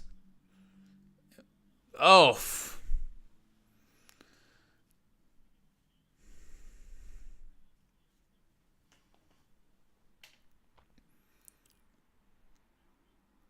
Now Bronson Reed has Punk up on his shoulders. Death Valley driver. Oof. Nasty landing. And there we go. Jacob Fatu. Oh, he missed. Oh my God. What happened? Was that legit? I think legitimately Jacob Fatu hurt his knee. I don't know what happened there. Jacob Fatu went for his moonsault and then he fell down. And he hasn't moved. I think Jacob Fatu's legitimately injured because Bronson Reed's talking to him. I think Jacob Fatu just screwed up his knee. That's not good. And now this has turned into a bit of a cluster because they're all scrambling trying to figure out what to do. This is turning into a mess. Jacob Fatu went for the moonsault and his knee gave way and he sort of slipped and missed. And he's just scurried up to the corner and we don't really know what's happening. Paul Heyman's talking to Punk. And now Jacob Fatu is still walking around. Oh, low blow. Low blow by Roman Reigns. Oh, and a spear to Solo Sikoa. Oh, what a super kick by Bronson Reed. So I suppose the question is just how badly hurt is Jacob Fatu?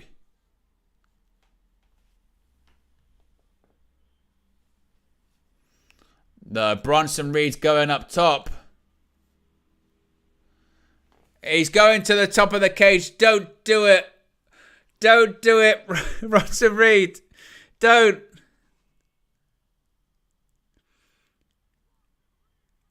He's going to try and do a tsunami. Don't do it. This guy's over 300 pounds. Punk moves him. Oh my God. Tsunami through the table. Punk saved Roman Reigns. Oh, that table. Look at the table. It's just exploded into dust. There's just splinters all over the place and a big Bronson Reed-sized puddle in the middle of the ring. Look at this. Oh, my God. I mean, and he Punk just saved him as well. Just saved him. That was that close. That close. Because once Bronson Reed came coming down, oh my word. Yeah, Punk saved him.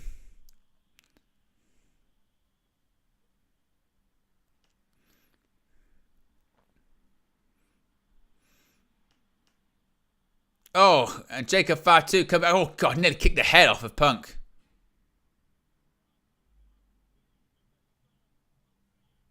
Oh, Superman punch. Oh, Samoan spike by Solo. Oh, and a second one. That might be it. Oh, and a pair of super kicks by the Usos. I think Jacob Fatu's knee's okay. He looks like he's moving around all right.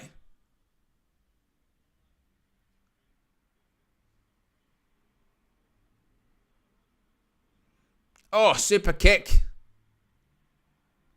And another one.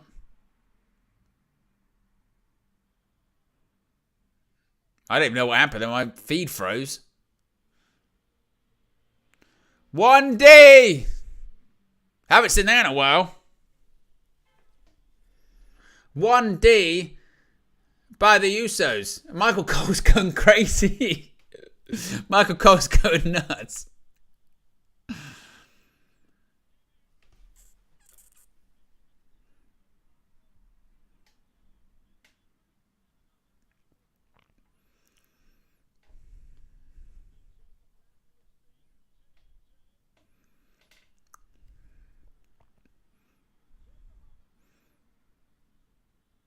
Now Tonga Loa.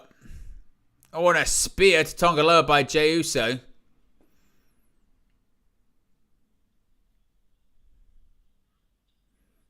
Oof.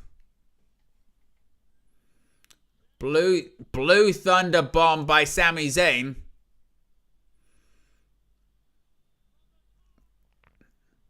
Uh-oh. Jimmy Uso's maybe thinking even high. He's going to try and do what Bronson Reed couldn't. We've already seen the risks.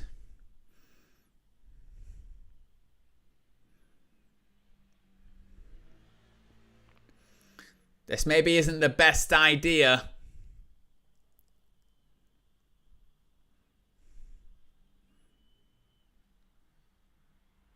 What is Jimmy Uso thinking? Oh, good God. Through the table. I mean, tell you what, Jimmy Uso just bounced off Jacob Fatu. Paul Heyman with a big grin on his face as well.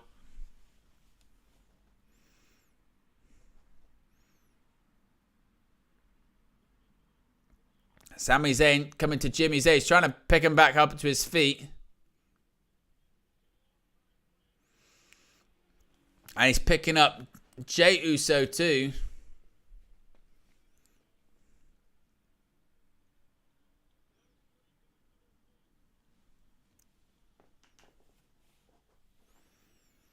Crowd chanting, "This is awesome."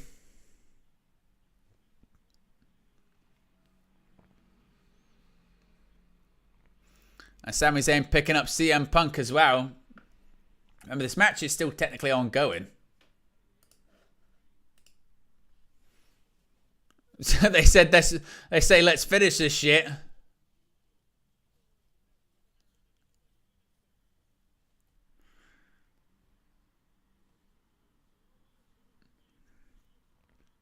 I look surrounded by the original Bloodline.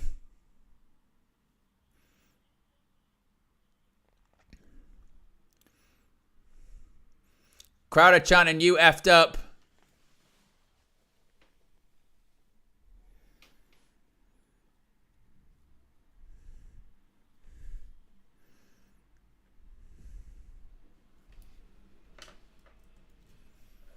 Look at Roman Reigns. Roman Reigns offering out a hug. An embrace. Oh, super kick. Another super kick. A pair of super kicks. We got Haluva kick.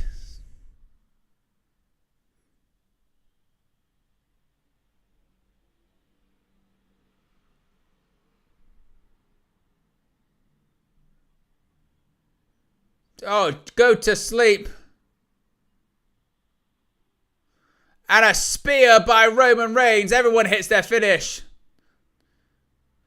And Roman Reigns and the OG Bloodline are victorious.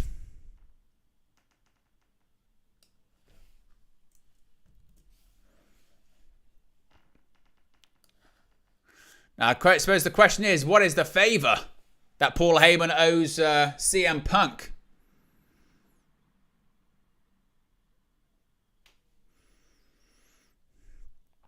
And that was drama, wasn't it? That was absolute drama. And that means that's what a WarGames match should be, shouldn't it? Lots of drama, lots of story.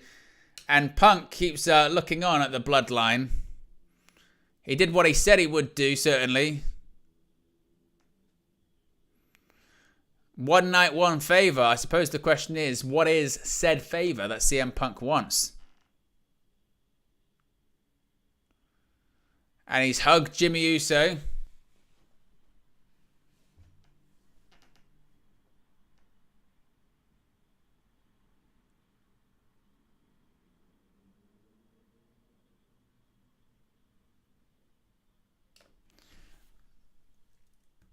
And look at that, Roman Reigns watching on as the new Bloodline embrace CM Punk.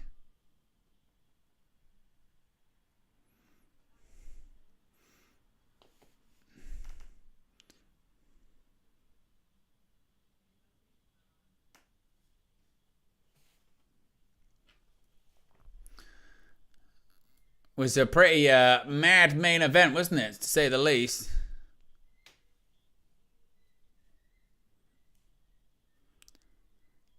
Let's take a look at this with Bronson Reed when he does this. Look at this. That honestly, that bump for someone his size is insane. Insane.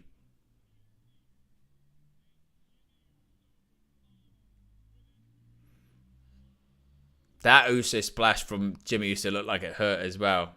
That hurt.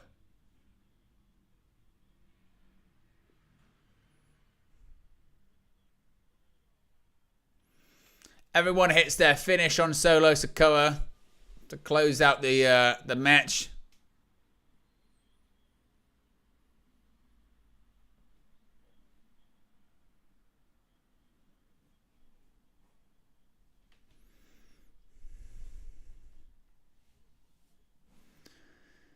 I suppose the question is, what happens next?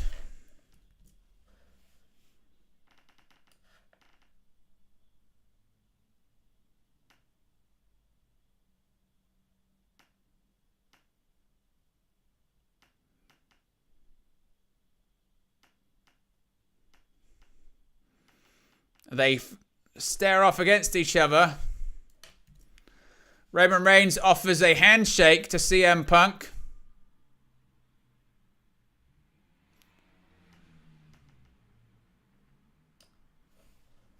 CM Punk and Roman Reigns shake hands.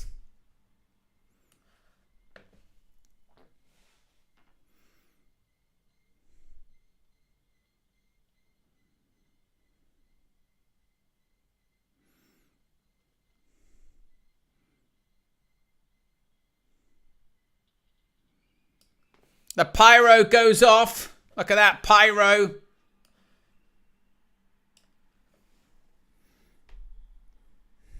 The OG Bloodline. I guess think they're back in their former glory.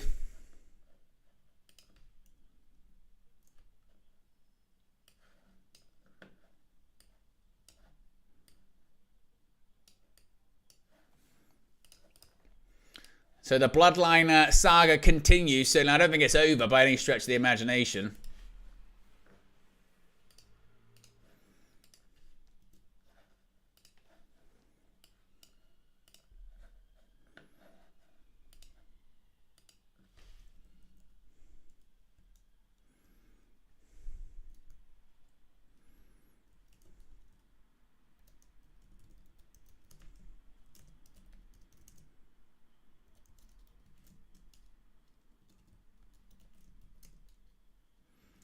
CM Punk embracing Paul Heyman.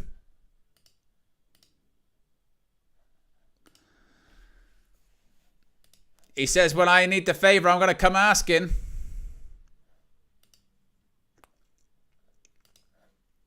He still owes the favor.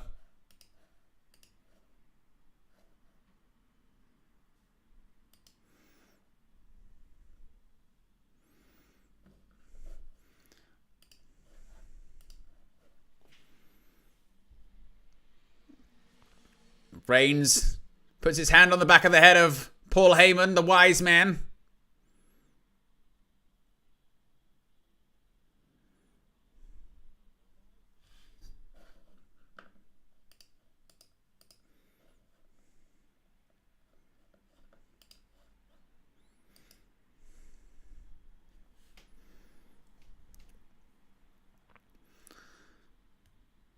The OG Bloodline walks to the back, led by Roman Reigns.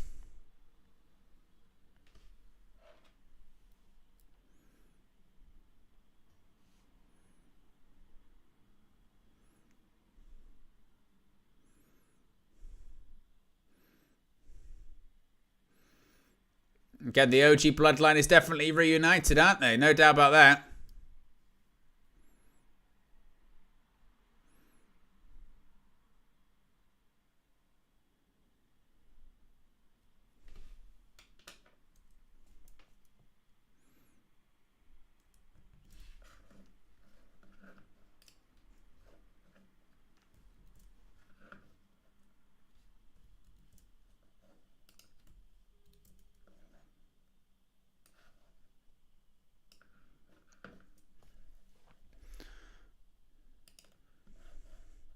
They got to get their poses in, haven't they? My goodness me, do they have their poses? We got like 10 minutes worth of poses at the end, didn't we? My goodness. We got the poses from the OG version of the Bloodline, who are victorious, as was expected. The new Bloodline are victorious to close out Survivor Series. Of course, as I mentioned, guys, we will be live with a post show very, very shortly to go through all the matches, go through all of the reaction, and discuss what can happen next, of course, because that's the fun of being a wrestling fan, isn't it? Is you get you have these shows, and then you go, okay, where are we going now? What happens next? Right? That's the fun part of it. So we'll be live with the post show very, very, very, very shortly. Let me turn down that music because I'm just seeing the recap of the whole show. That was very loud. So yes, we'll be back very, very shortly with a recap on the post show. Thanks for tuning in for the watch along. I'll speak to you again in just a few seconds.